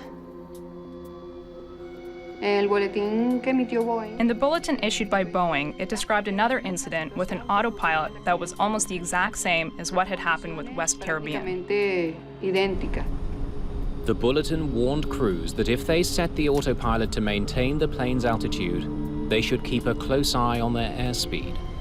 The operation bulletin warned that with the autopilot on and at altitude, that a similar situation could occur, where the aircraft could maintain altitude and airspeed could decrease if the pilots were not monitoring the airspeed. So in order to maintain altitude, as the speed goes down, the aircraft starts to pitch up, nose up altitude, increasing the angle of attack to have a better lift. But that has a problem. because you cannot exceed certain angle because you can enter stall condition. In this case, the autopilot led the aircraft into a condition that caused an excessive angle of attack. That generated the stall. As important as the bulletin was, there's no evidence that it ever reached West Caribbean's pilots. Investigators now have a deeper understanding of the events causing the stall. The crew were not monitoring their instruments, believing that the autopilot would maintain the correct speed. They were wrong. It was at this moment that the captain began to notice that something wasn't right. We can't accelerate. Don't go to the bathroom. That they were aware that they had a problem, but they didn't know why. The captain decided to descend to an altitude where the engines would perform better. 310. And descending to 31,000 feet was the right choice. That's why he disconnected the autopilot to begin the descent. Give me 310. The plane is very close to stalling, but the crew is just a few seconds away from overcoming the problem. If he would have attained 31,000 feet, during that descent, the speed would have gone up, and he would have recovered the lift, and after leveling off, there will have been no problem at all. They almost made it, but the captain was oblivious to his biggest threat. The plane is still traveling slowly, with its nose raised at a dangerously high angle. That's when the crew experienced some bad luck. The weather they were flying through was turbulent, winds were intense, and the plane was vulnerable. Our study showed that it would only take a 20-mile-an-hour updraft to push the aircraft into a stall. Investigators conclude that the plane was hit with a ferocious updraft that lifted the plane's nose just enough to put it into a stall. A crisis the crew then mishandled. There was very little communication between them. The captain thought he was having a flameout in both engines. Tell him we've had a flameout on both engines. We have a flameout on both our engines. The captain was not telling the first officer what to do. The captain was only fixating, or if you will, have tunnel vision on the engines, which is a very big problem in this situation.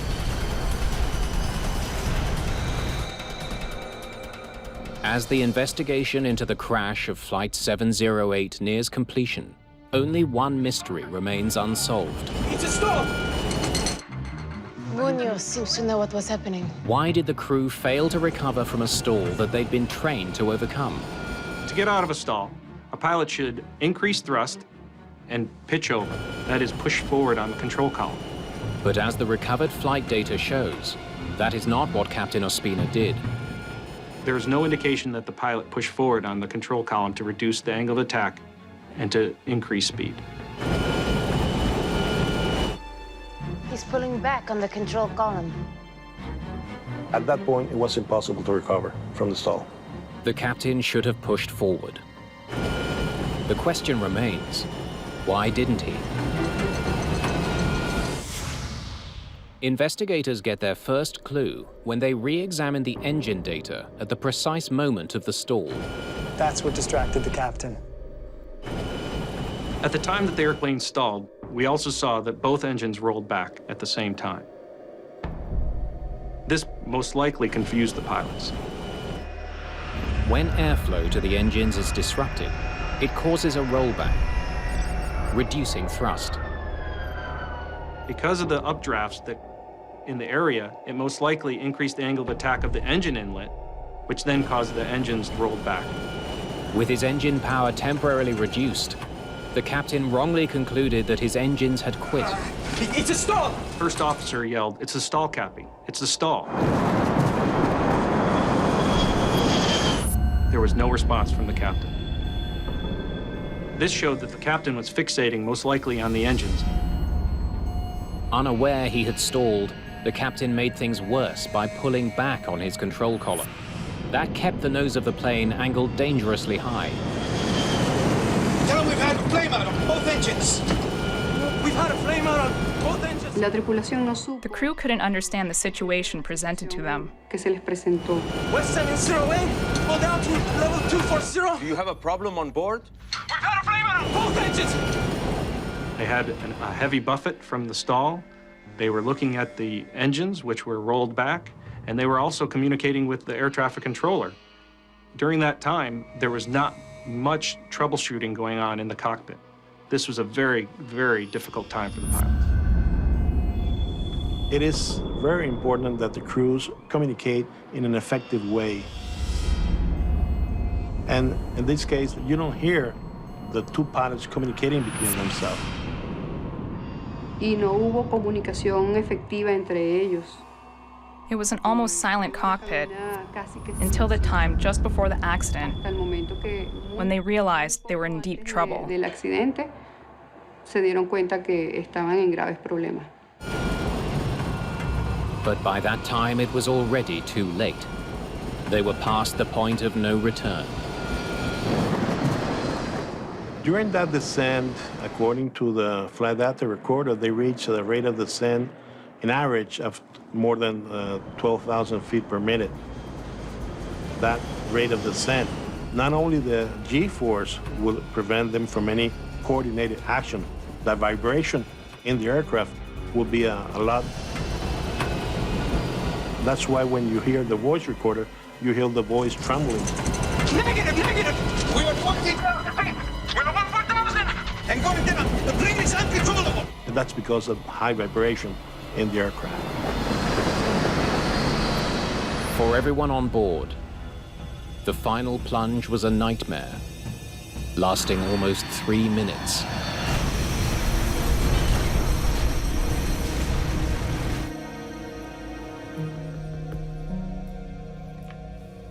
Whiskey, Charlie, whiskey. When Colonel Lawless Ramos and her team interview friends and family of the pilots of West Caribbean Flight 708, How was he when he was at home? they uncover other long-standing issues that may help explain the crew's behavior. West Caribbean Airlines was going through a very critical financial status. Esto debido a una situación económica que atravesaba la empresa West Caribbean. Because of West Caribbean's economic struggles, the crew members hadn't been paid for 6 months. Que tenían aproximadamente como 6 meses que no cobraban su. And this could have influenced the captain's De concentration. alguna otra manera influir en la concentración del capitán al momento de atender la emergencia. Investigators discover that Captain Ospina was forced to take a second job, moonlighting in a bar, in order to make ends meet for his family. Evidentemente, el nivel de estrés que The level of stress that the captain was under because of his financial situation was huge. es importante. Have we solved the fuel situation yet? I think we're getting close, Captain. Before the accident, the crew was delayed in Colombia for hours because the airline couldn't pay for their fuel. That was their third of 4 flights that day. La tripulación manejó. The crew was under a lot of stress because they were already late and they didn't know if their flight would be canceled. No se sabía si el vuelo se iba a cancelar. It's a storm, Captain. It's a storm. Investigators also believe that the 21-year-old first officer should have voiced his opinions more clearly. Entre el capitán y el copiloto existía una. There was a considerable age difference between the captain and the co-pilot, and this might have intimidated the co-pilot when he needed to speak up. Dirigirse al capitán con autoridad. Did I turn it on, Captain, or what? Do we have ice? No matter how young the co-pilots and the first officers are, how old and experienced the captain is, they have the right to preserve their life. If they see something that's going wrong, It's a storm, Captain. It's a storm. and they alert the captain, and he does not react, they should react by themselves.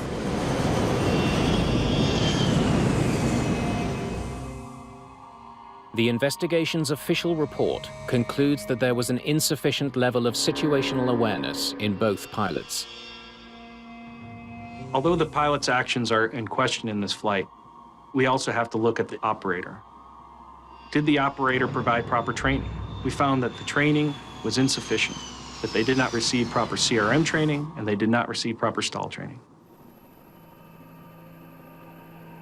Este accidente ocurre por una cantidad de factores. This accident happened as a result of numerous factors that aren't only attributable to the crew. There were deplorable conditions in the operation of the airline. And over time, these faults can lead to accidents. Y que en el transcurso del tiempo van afectando negativamente todo el funcionamiento de la empresa. We are 14,000 feet. We've had to climb out both engines. The report makes a long list of recommendations to ensure that the tragedy of Flight 708 never happens again.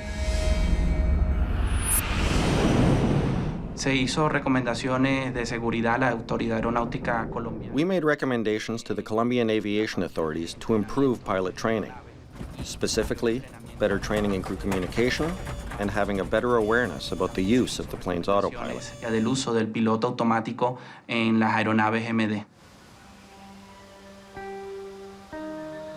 After this accident occurred, the airline was grounded and it never operated again. It went bankrupt and simply disappeared.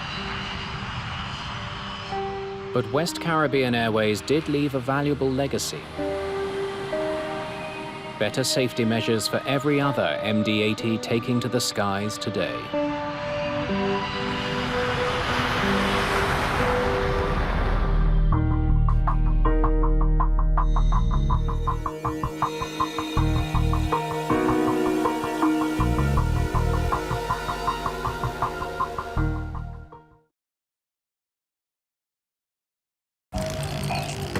New Hope, Georgia, April the 4th, 1977. Hello? My husband called me and he said, honey, we've got some bad weather coming in. Boys, come on in now. Nasty weather's coming. One of the worst storms in years is moving across the south. Sadie Hurst rushes her children to safety. We heard this tremendous noise.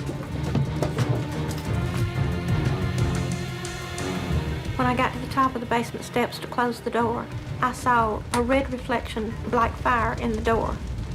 That's when I saw what was happening. 72 people are killed when a Southern Airways DC-9 falls from the sky.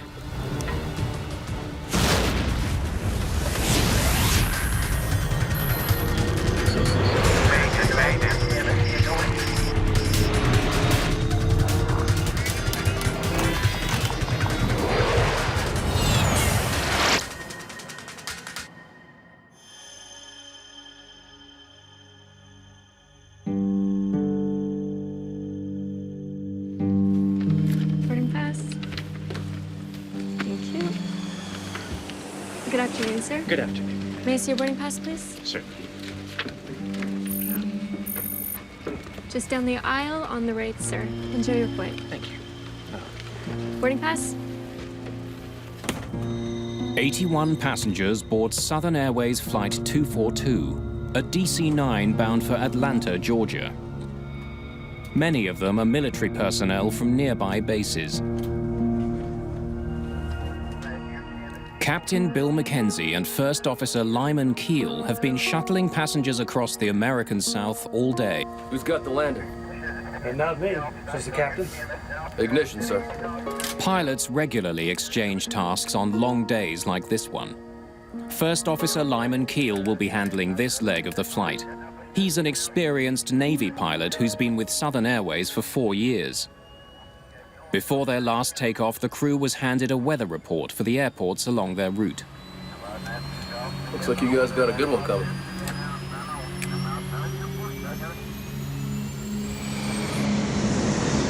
The DC-9 was introduced in 1965 to fly frequent short flights. Both of its engines are mounted to the rear fuselage rather than the wings. It was designed for takeoff on shorter runways. We had a 13 landing day, which was a lot of small stops, you know, about 20 or 30 minute legs in between, and it was sort of the tour of the South. Skies have been smooth all afternoon, but the weather's worsening. The flight crew is prepared for turbulence. It was raining in Huntsville, and they said, oh, it's going to be some bad weather, don't serve. So we did not serve from Huntsville to Atlanta, which is a very short route, and we were delighted not to be serving. I was a little surprised that we took off when we did. I really thought we'd taxi out to the end of the runway and hold for a while because the weather looked so bad. But we taxied out and immediately took off. At 3:54 p.m., the DC-9 takes off into a hard rain. The short hop to Atlanta should take just 25 minutes. As Southern Airways 242 flies away from Huntsville, the National Weather Service tracks weather that's far worse than the pilots expect. Tornadoes are touching down all across the South. The weather in the Southeast in the United States can be very treacherous. High humidities, high temperatures are a prescription for thunderstorms. And so with all of that kind of moisture in the air and the high convective heating, you're going to have very large thunderstorms that are associated with heavy rains, hail, icing conditions, and extreme winds. And of course, tornadoes that will be spawned from that kind of action. Huntsville Air Traffic Control has some concerns about the gathering storm. Southern Airways 242, I'm painting a line of weather which appears to be moderate to possibly heavy precipitation, starting about 5 miles ahead. Okay, we're in the rain right now. It doesn't look much heavier than what we're in right now, does it? It's not a solid mass, but it appears to be a little bit heavier than what you're in right now. In 1977, most airliners are equipped with the Bendix weather radar. Pilots are trained to avoid regions that appear bright. Where there's light, there's bad weather. I can't read that. This looks like rain, Bill. What do you think? There's a hole. There's a hole right there. That's all I see. The pilots spot a dark area on their radar, a passageway through the storm. They plan to navigate between towering thunderheads over 14,000 meters. Coming over, we had pretty good radar. I believe right straight ahead. There. The next few miles is probably the best way we can go. But as they head towards the storm system, they get an ominous report from Memphis Air Traffic Control. Attention, all aircraft. SIGMET. Tennessee, Southern Louisiana, Mississippi. SIGMET is short for Significant Meteorological Information. A warning to pilots that dangerous weather is in the region. Here we go. Hold them, cowboy. Pilots don't want to be within 50 miles of a lot of those types of thunderstorms for the very reason that the airplane may not be able to handle it, and or the pilots may not be able to control the airplane flying into that kind of activity. Mackenzie and Keel take a harder look at their weather radar. It looks heavy. Nothing's going through that. Mysteriously, the gap the pilots thought they'd spotted no longer seems to exist. That's a hole, isn't it? It's not showing a hole, is it?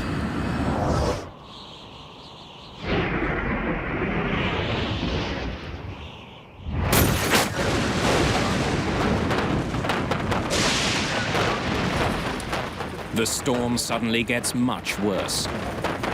Never heard such loud hail in my life, and in beating on the, sides of the airplane was extremely deafening. The hail was probably the loudest noise I've ever heard. It sounded like I was in a metal barrel with someone throwing rocks at me. Please keep your seatbelts fastened. We should be out of this shortly. Hail the size of baseballs hammers the DC-9, breaking the plane's windshield. The pilots of Southern 242 had to raise their voices audibly to be heard above the unholy tattoo of this hail, which was buckshotting the airplane. These pilots had never been through anything like this before in their lives. Which way do we cross here or go out? I don't know how we get through here, Bill. I know. You're just gonna have to go out. Yeah, right across that bend. All clear left, approximately right now. I think we can cut across there. Mackenzie and Keel desperately seek an escape route from the storm. But as they do, the emergency escalates. The plane loses all electrical power.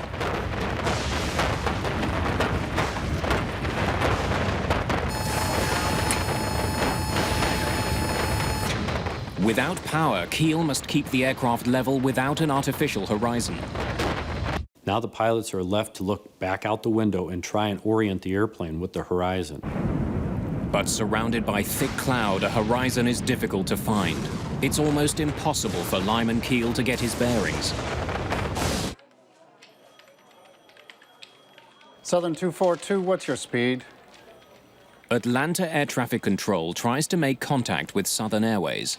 They receive no response. Southern 242, Atlanta, what's your speed? After I realized that we had a disaster in progress, or something was wrong, I got up and started briefing my passengers. The flight attendants were very quick in giving us emergency landing instructions. There was not very much time for anyone to start panicking.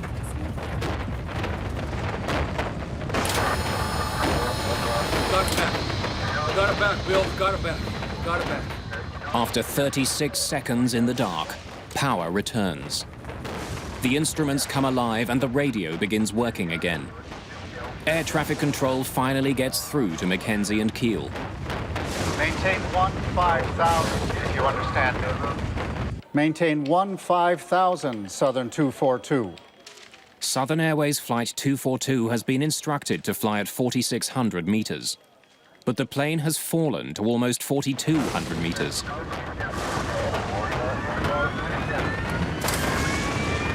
We're trying to get it up there. While I was looking out at the front of the left engine, I could see the hail continuing to put more and more dents into the cowling around the engine and into the cone in the center of the engine. And the engine was starting to make sounds like it was quitting.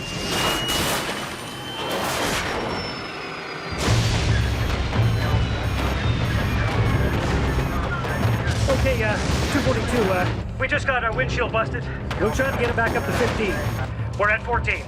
Southern 242, you say you're at 14 now? Left engine won't spool. Our left engine just cut out. You say you lost an engine and busted a windshield? Yes, sir. My God. The other engine's going too.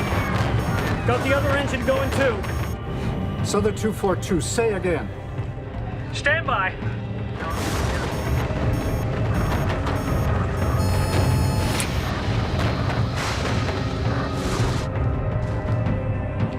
We lost both engines.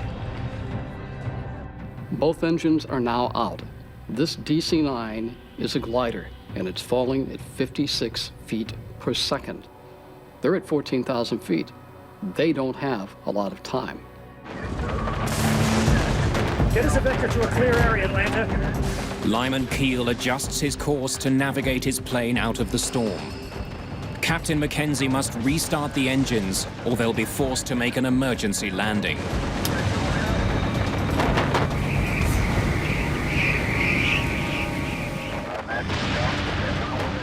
Without engines, Southern Airways Flight 242 is plummeting from the sky. There's also another dire consequence of the engine failure. Normally, the engines generate electricity for the instruments, radios, and hydraulics. When the engines quit, all of these systems fail. APU deployed. The APU, the auxiliary power unit, is a backup power generator. It will provide electricity to the plane, but it will take more than 2 minutes for it to power up. Once they had finished their instructions and there was simply a waiting period before we landed, we turned to each other and said that we would all get through this together, and we held hands for a moment. When the second engine quit, I wasn't aware of what was going on around me. I was so focused on trying to figure out a way to save myself. I knew that sometimes the tail breaks off in an accident, and I felt the further back I could get, the better. There we go. After 2 minutes without systems, the auxiliary power unit finally kicks in. The pilots may not have engines, but at least they now have power. We lost both engines. How about getting us a vector to the nearest place? Captain Mackenzie needs directions to an airport. The flight can only stay airborne for another 6 minutes. Dorbin's Air Force Base is 32 kilometers away. It has a runway that's long enough for a DC-9. It also has full emergency services. Southern 242, roger. Turn right heading 100. Will be vectors for a straight-in approach to Dobbins. Runway 11. It's Dobbins weather, Bill. How far is it? How far is it? Lyman Keel knows Dorbin's Air Force Base intimately. He trained there, and it's now his home base as a Navy Reserve pilot. He's landed there frequently. Declare an emergency, Bill. Right now, Keel's familiarity with Dorbin's is the only advantage this crew has. Less than 16 kilometers away lies the town of New Hope, Georgia. Sadie Hurst sees no signs of an advancing storm. It was an absolutely beautiful day. The children were playing outside. They were riding their bicycles up and down the driveway.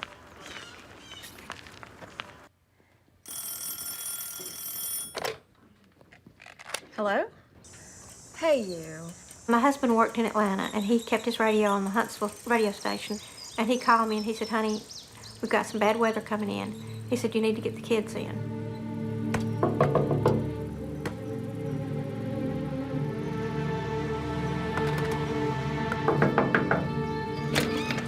Boys, come on in now. Nasty weather's coming. Come in now. All right, flashlights and batteries, Stephen. Ordinarily, tornadoes come with bad weather, you know, dark clouds and rain and hail. But we didn't see any of that. Southern Airways 242 finally breaks through the storm clouds into clear skies. The plane descends steadily through 2,100 meters. Get those engines started. Once the engines failed, the workload in the cockpit increased substantially. In this particular instance, the first officer was the, quote, pilot flying. He was the one that was actually manipulating the flight controls and maneuvering the airplane. The captain, on the other hand, was now running checklist and trying to troubleshoot. Listen, we lost both engines, and I can't tell you the implications of this. We only got 2 engines. And how far is Dobbins now?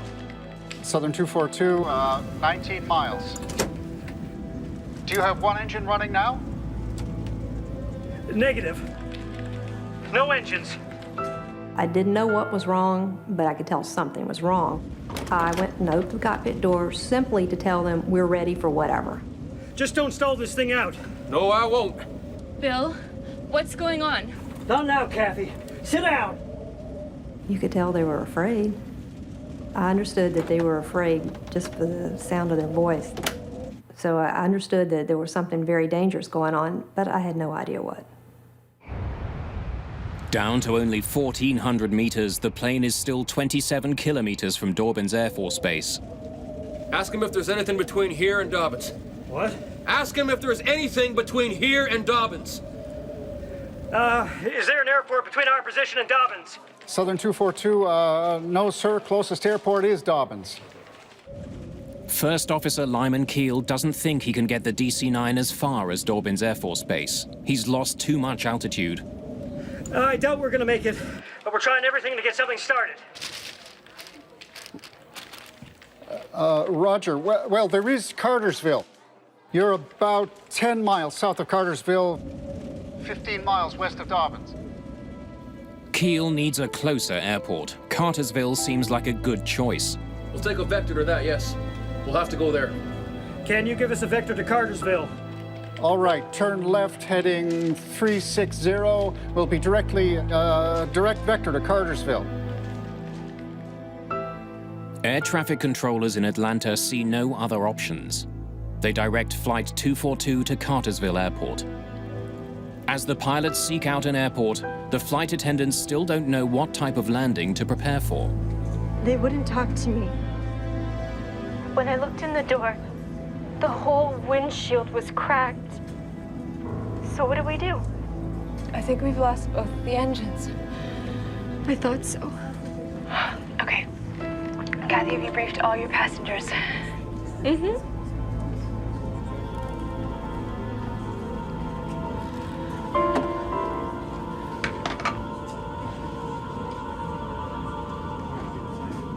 I realized I was in an emergency situation and I felt like I was going to die, but I decided I would do everything I could to try to help my chances.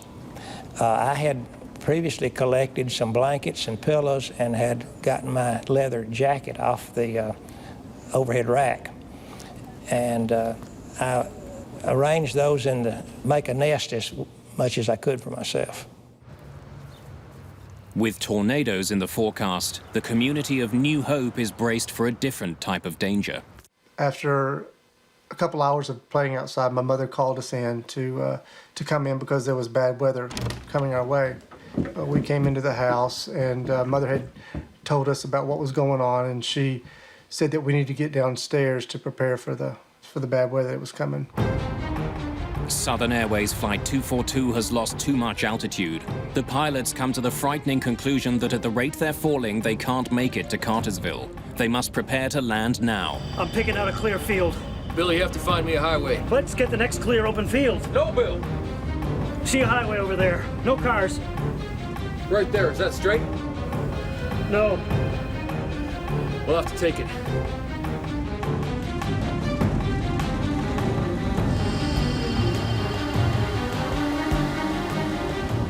Lyman Keel decides to bring the plane down onto a rural highway, Georgia State Highway 92. Captain Bill McKenzie radios Atlanta Air Traffic Control with the bad news. We're putting it on the highway. We're down to nothing. The clock runs out on Southern Airways 242. Sweet Jesus. With no engines, First Officer Lyman Keel lines up the aircraft for an emergency landing on the highway that runs through New Hope, Georgia. In the last minute, we did a steep left bank in which we were able to see the pine trees that were very close to the aircraft. Flaps. They're down to 50. Oh, God, Bill. I hope we can do it. Without training on how to land a DC-9 with no engines, First Officer Lyman Keel's attempt is entirely improvised. Lyman Keel is a young man who has just come back from the proving ground of Southeast Asia, where he was a naval aviator. He learned the niceties of landing on a rolling, pitching aircraft carrier in the South China Sea in the middle of the night. What he was confronted with right now was even a greater test, the greatest test he had ever confronted in his life as an airman. I'm gonna land right over that guy. There's a car ahead. I got it.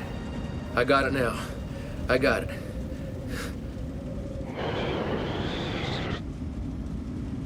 Brace for impact! The Southern Airways Flight touches down on State Highway 92. When the aircraft touched down, the first touchdown was very, very nice. It was smooth. It seemed like it was going to work and everything was going to turn out okay. And then it immediately bounced back up in the air and slammed down. Each bump that we made seemed to be harder and louder than the previous one. The plane smashes into New Hope. Before the plane completely stopped moving, there was fire blowing through the cabin. I felt my face burning, even though I tried to cover it with my leather jacket.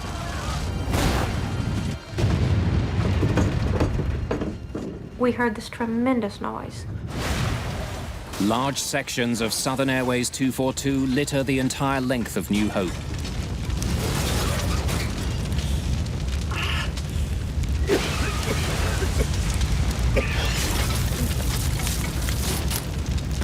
Come on, damn it. I got my seatbelt loose after a few tries and turned toward the rear of the airplane, and I saw a spot of light. I got up and ran for that light.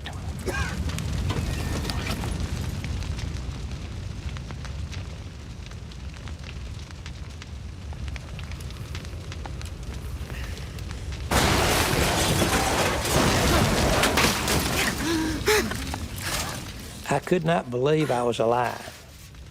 I just could not believe it. Where I found myself after we woke up, sort of indescribable. I was sitting by the front entry door. We have a coat closet that was adjacent to it and the back wall that the jump seat's strapped to. All three of those walls had collapsed and rolled into like a little triangle ball area. And there was just enough room for me inside. And I could see a crack of light, and I thought, I'm going through that crack of light, come hell or high water. In the very next instant, as if I had just blinked my eyes, instead of seeing the carpet between my feet, I suddenly was looking at blue sky above me. I realized I was lying flat on my back in the dirt. Everything to the left of me was flaming wreckage. I didn't even recognize it as being the plane that I had just been thrown out of. I thought it was maybe a house that we had hit. Stewardess Sandy Pearl also escapes safely. She's able to help others.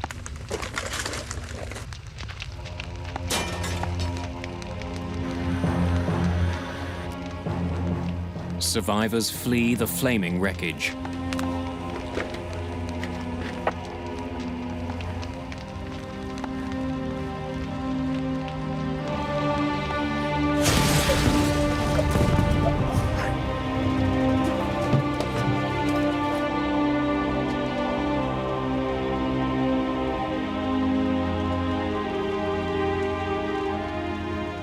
When I got to the top of the basement steps to close the door, I saw a red reflection like fire in the door.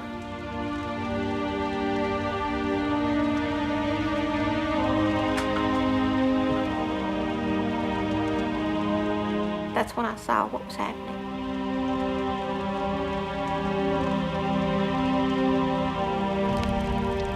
I saw smoke and fire.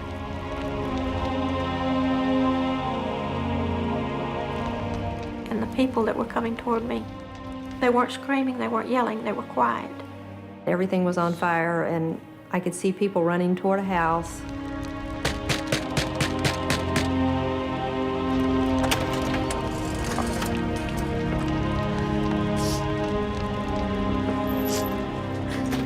I need to use your phone.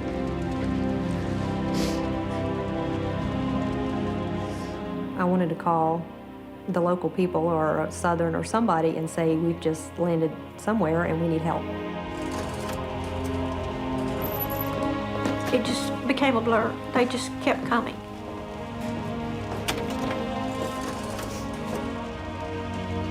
You help her.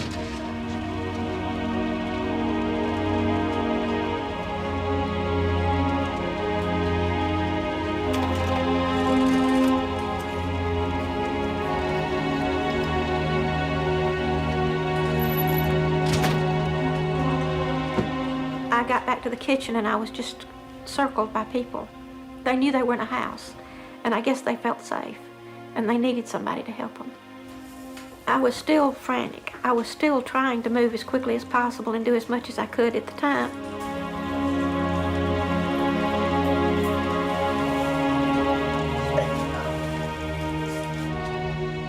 And I'll remember to the day I died just staring there at the trees burning and pine trees burning and pieces of aircraft. It was so unreal. I've never seen anything like it and never want to see anything like that again.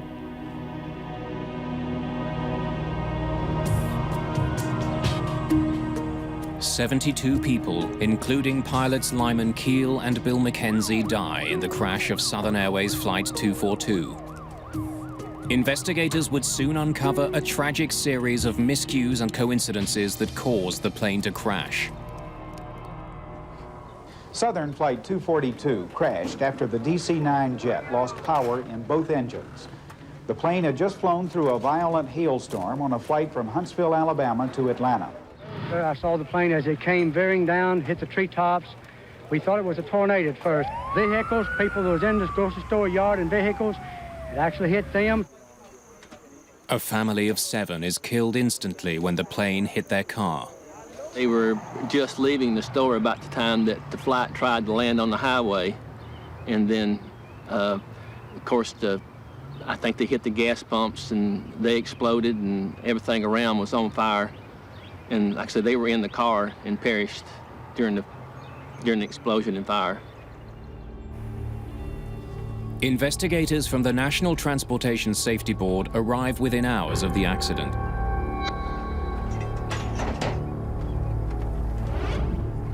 This is the second major blow to Southern Airways' safety record. In 1970, Flight 932, carrying the Marshall University football team, crashed in West Virginia. Everyone on board was killed. There are always many questions that investigators have to find answers to. The two primary questions that needed to be answered by the board were what were the weather conditions and what caused both engines on a two-engine airplane to flame out that resulted in the pilots having to make an emergency landing on a highway in a small town.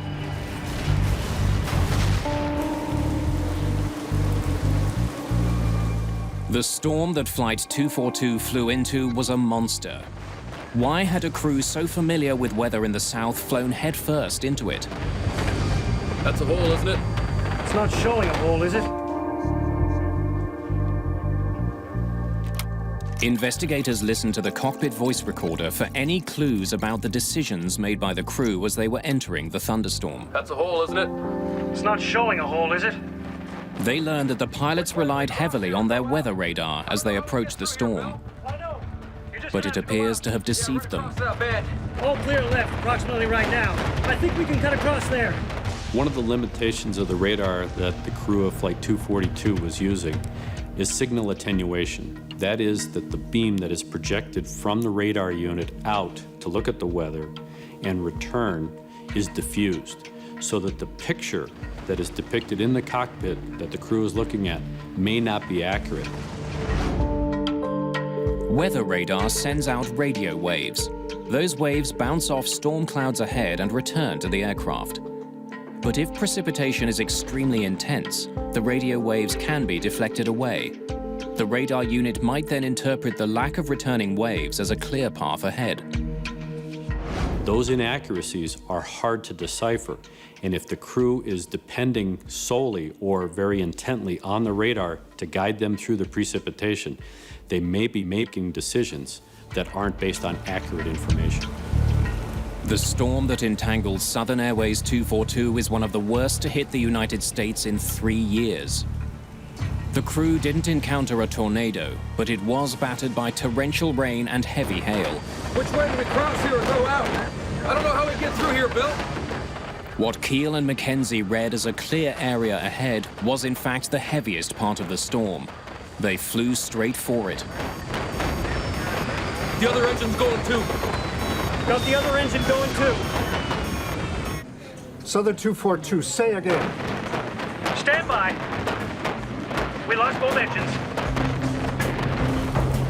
Once inside the storm, the DC-9's engines failed. But a turbofan engine is designed to ingest huge amounts of rain and even hail. Precipitation alone should not have shut them down. Investigators study what's left of the DC-9's engines for clues. They need to know if some mechanical failure caused both engines to fail inside the storm. Well, initially I was puzzled as to how the engines could be involved in the cause of this accident, but I was very anxious to get there to see the engines myself to find out if there was any sort of visible failure in the engines. Pratt & Whitney, the manufacturer of the engines, assigns Al Weaver to advise the NTSB investigation. The engines are moved to Atlanta Airport for a closer inspection. And when they lifted the engines up in the vertical direction in the hangar, I could hear the tinkling and pieces fell out through the front of the engine onto the floor. I reached over and picked up those pieces, and I recognized them immediately as part of the high compressor blading deep within inside the engine. Al Weaver discovers that the pieces that fell from the engine were broken blades from the compressor. Jet engines need pressurized air for combustion. 2 separate compressors inside the engine are made up of dozens of steel blades. The rapidly spinning blades force air to the back of the engine. The pressurized air is ignited in the combustion chamber, creating thrust. Weaver notices that the compressor blades from Flight 242 are badly bent or fatigued. The way they're bent tells him they were damaged in the air, not when the plane hit the ground.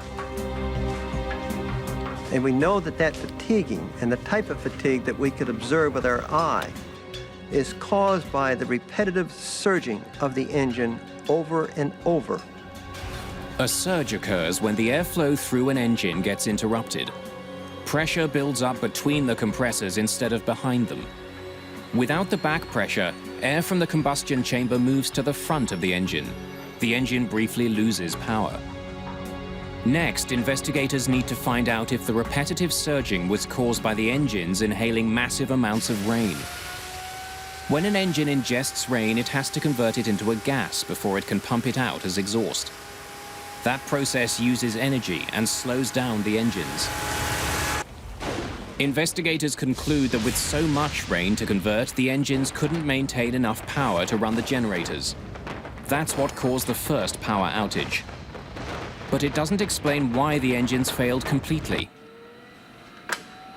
Al Weaver wants to know if the sheer volume of rain the engines were forced to ingest could have caused their failure.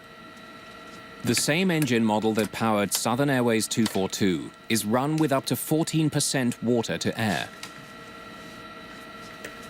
Okay, engines at 3/4 throttle.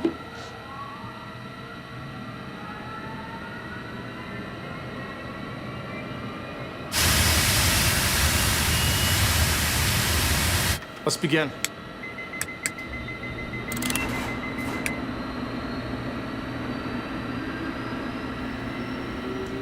Investigators ultimately throw monsoon-level rains against the engine. They run it from idle up to full throttle. Okay, that's it. Shut it down. The rain was not enough to cause the kind of surge that tore the engines on Flight 242 to pieces. Thanks very much, gentlemen. And the engine operated normally, no abnormalities. So our judgment was we could not conceive of a rainstorm that would put more water in. So we knew we were going in the wrong direction with more water.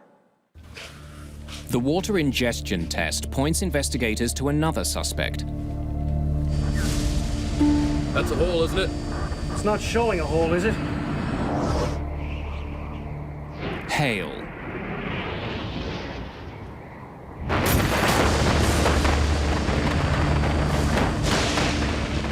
People who survived the crash describe seeing hail the size of baseballs. It was powerful enough to break the plane's 3.5 centimeter thick windshield. Al Weaver discovers significant hail damage on both of the plane's engine cowlings.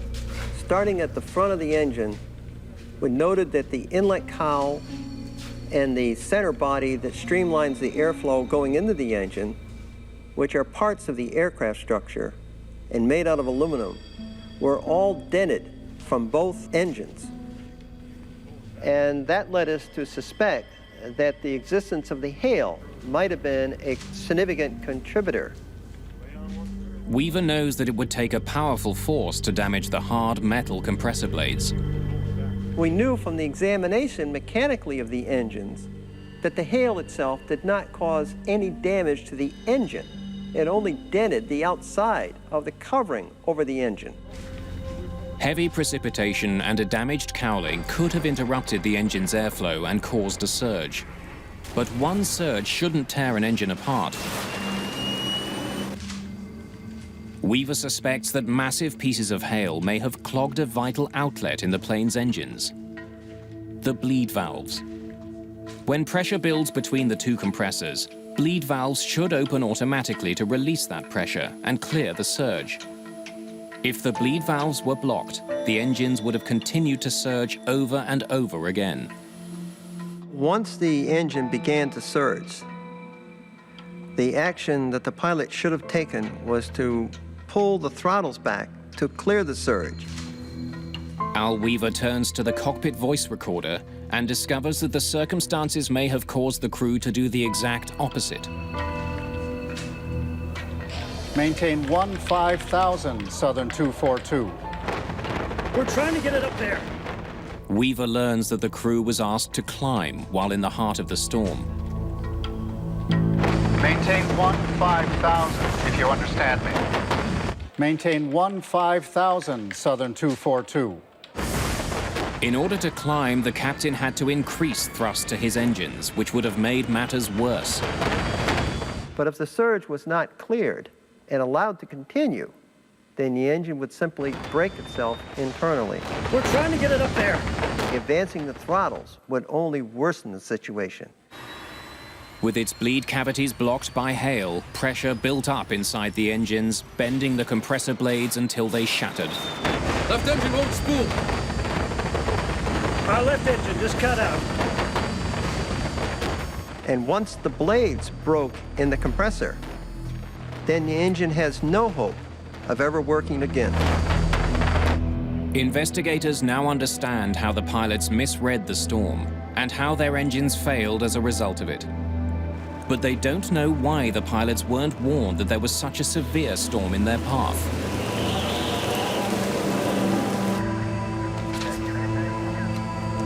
Who's got the landing? Not me, Mr. Captain. Ignition, sir. As the pilots prepared to depart Huntsville, they did have a weather report from Southern Airways. But the information was already hours old. Looks like you guys got a good one coming. Southern Airways dispatch did not have updated information. They didn't subscribe to the National Weather Service's update system. They did have a subscription to a service that required them to dial up and receive the information. When the dispatcher called the phone number to get the updated information, it was busy and never pursued it, and was not able to provide any kind of update information to the crew of 242. Southern Airways 242, I'm painting a line of weather which appears to be moderate to possibly heavy precipitation, starting about 5 miles ahead. Could Huntsville have provided better weather information? Absolutely. But in the course of doing their job, they provided localized weather information about an intense thunderstorm or rain shower that was moving over the airport. They were only responsible really for about 40 nautical miles. What the crew of Flight 242 was looking at was well beyond 40 miles. With little information on the storm and having misread their weather radar, Bill Mackenzie and Lyman Keel flew blindly into massive thunderheads. The heavy rain and hail crippled their engines.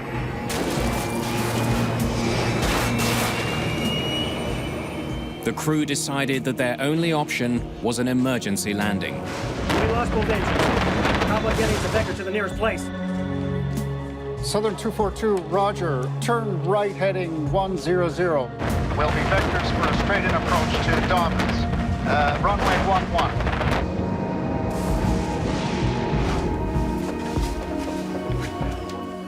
When investigators analyzed the flight path of Southern Airways 242, they discover one more deadly oversight. From the time the crew realized that they had no engine power till the time of touchdown was about 9 minutes. So in looking at the critical decision-making, they had about 7 minutes of solid critical decision-making before they were committed to that emergency landing on the highway. Get us a vector to a clear area, Atlanta. After the engines failed, the pilots made a 180-degree turn towards the west, looking for an escape from the storm. That takes them directly away from Dobbins Air Force Base. The turn takes the pilots out of the hailstorm, but leaves them further away from a runway. They also lose minutes of valuable flying time. Only once the pilots escape the hailstorm do they turn again towards Dobbins. Is there an airport between our position and Dobbins? Southern 242, no, sir. Closest airport is Dobbins. Had they maintained that course to Dobbins, rather than make the turns or try to find another airport, they probably would have had a better success rate and definitely a better survival rate. Southern 242, roger. Turn right heading 100. Will be vectors for a straight-in approach to Dobbins. Runway 11. By the time Mackenzie received the instructions, Southern Airways 242 had been flying away from Dorbins for too long. The plane was simply too far and flying too low to make it there. Declare an emergency, Bill. But there was one last missed opportunity to save Flight 242. Investigators learned that just as Mackenzie and Keel were directed towards Dorbins Air Force Base, they were right above another runway. Cornelius Moore Airport. I thought we would land at Cornelius Moore Airport because I was familiar with that airport. I had flown many times in our airplane back and forth between Decatur and Atlanta. Investigators learned that Cornelius Moore was just out of range of radar at Atlanta Approach Control. They didn't know it existed. They could not direct Southern Airways 242 there because they couldn't see it on their screens. When I learned that the controllers in Atlanta didn't know about the Cornelius Moore Airport in Cartersville, I was upset because we went within, I think, 3 or 4 miles of that airport, had a 4,000-foot runway, and even though some of the controllers thought it was too short, it sure would have been better than that highway we landed on. I was very, very angry. That's such a futile reaction. You know, there was such a waste of life that I was sad. The NTSB investigation concludes that the catastrophic failure of the turbofan engines and the failure to convey sufficient information on the storm to the pilots are the causes of the crash of Southern Airways 242. The NTSB acts immediately. It issues a recommendation that weather radar systems aboard planes and in air traffic control centers be upgraded to better portray weather systems. In today's commercial aircraft, pilots have available to them color weather radar. It's radar that will depict in various color bands the intensity of the precipitation. The crash of Southern Airways 242 also leads to a better understanding of how engines should be managed in heavy precipitation. We once again reaffirmed to the pilots the importance not to allow the engine to continue operation in continual surging. If there is a surge condition for any reason, you should clear the surge, because if you didn't clear the surge and allowed it to operate, it would break eventually. In every air crash, investigators try to determine whether or not the accident was survivable. When you look at the survivability in an aircraft accident, you can definitively say that the design of the seat contributed to the survival factors aspects. But the statistics that bear out whether sitting in the front of the airplane is safer, the middle of the airplane is safer, or the back of the airplane is safer don't exist. In this particular instance, a surviving passenger, Don Foster, was quick thinking. He put a leather jacket over his head and used a pillow as a buffer between the seat in front of him and his face. That probably saved his life from the standpoint that it minimized any injuries he would have suffered. In fact, the NTSB believes that if flight attendants had distributed blankets and pillows to the passengers, there would have been fewer injuries as a result of the crash. We learned from every airplane crash. We learned from this one. We learned that the communication broke down within the FAA, within Southern Airways, even within the cockpit of that DC-9. What we didn't ultimately learn, though, is the most important lesson, and that is awesome respect for Mother Nature and what Mother Nature can do. 30 years have passed since Southern Airways 242 crashed through the small community of New Hope, Georgia. Every 10 years since the crash, survivors of the tragedy gather at a church in New Hope. They remember those that were lost and help one another cope with the tragedy. It's one of the longest-running survivors group of its kind. I want to welcome you to this service today in remembering April the 4th, 1977, when the Southern Airways Flight 242 crashed here in the New Hope community. Earl D. Johnson. Lyman Keel, Jr.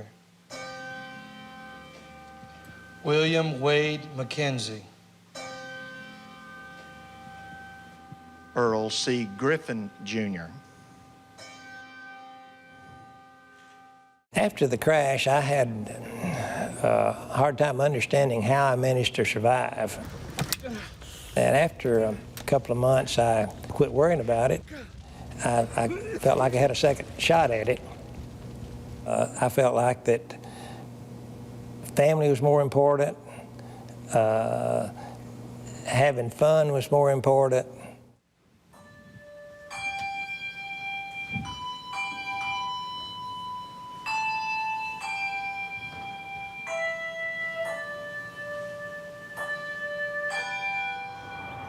It took a pretty deep toll on our family, my mother and my father especially. They lost 2 of their children and all their grandchildren all at one time.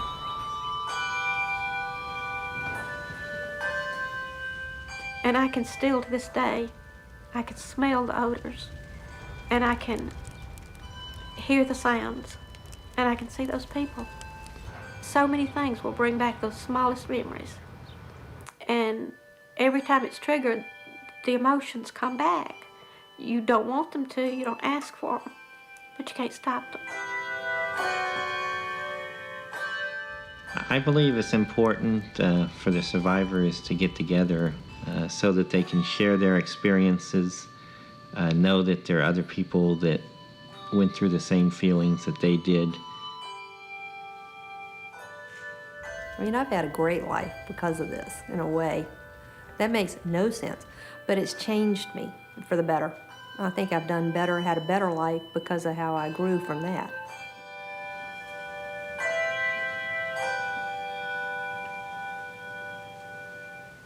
May this service do honor to these dear loved ones, and may it bring comfort and peace to we who remain.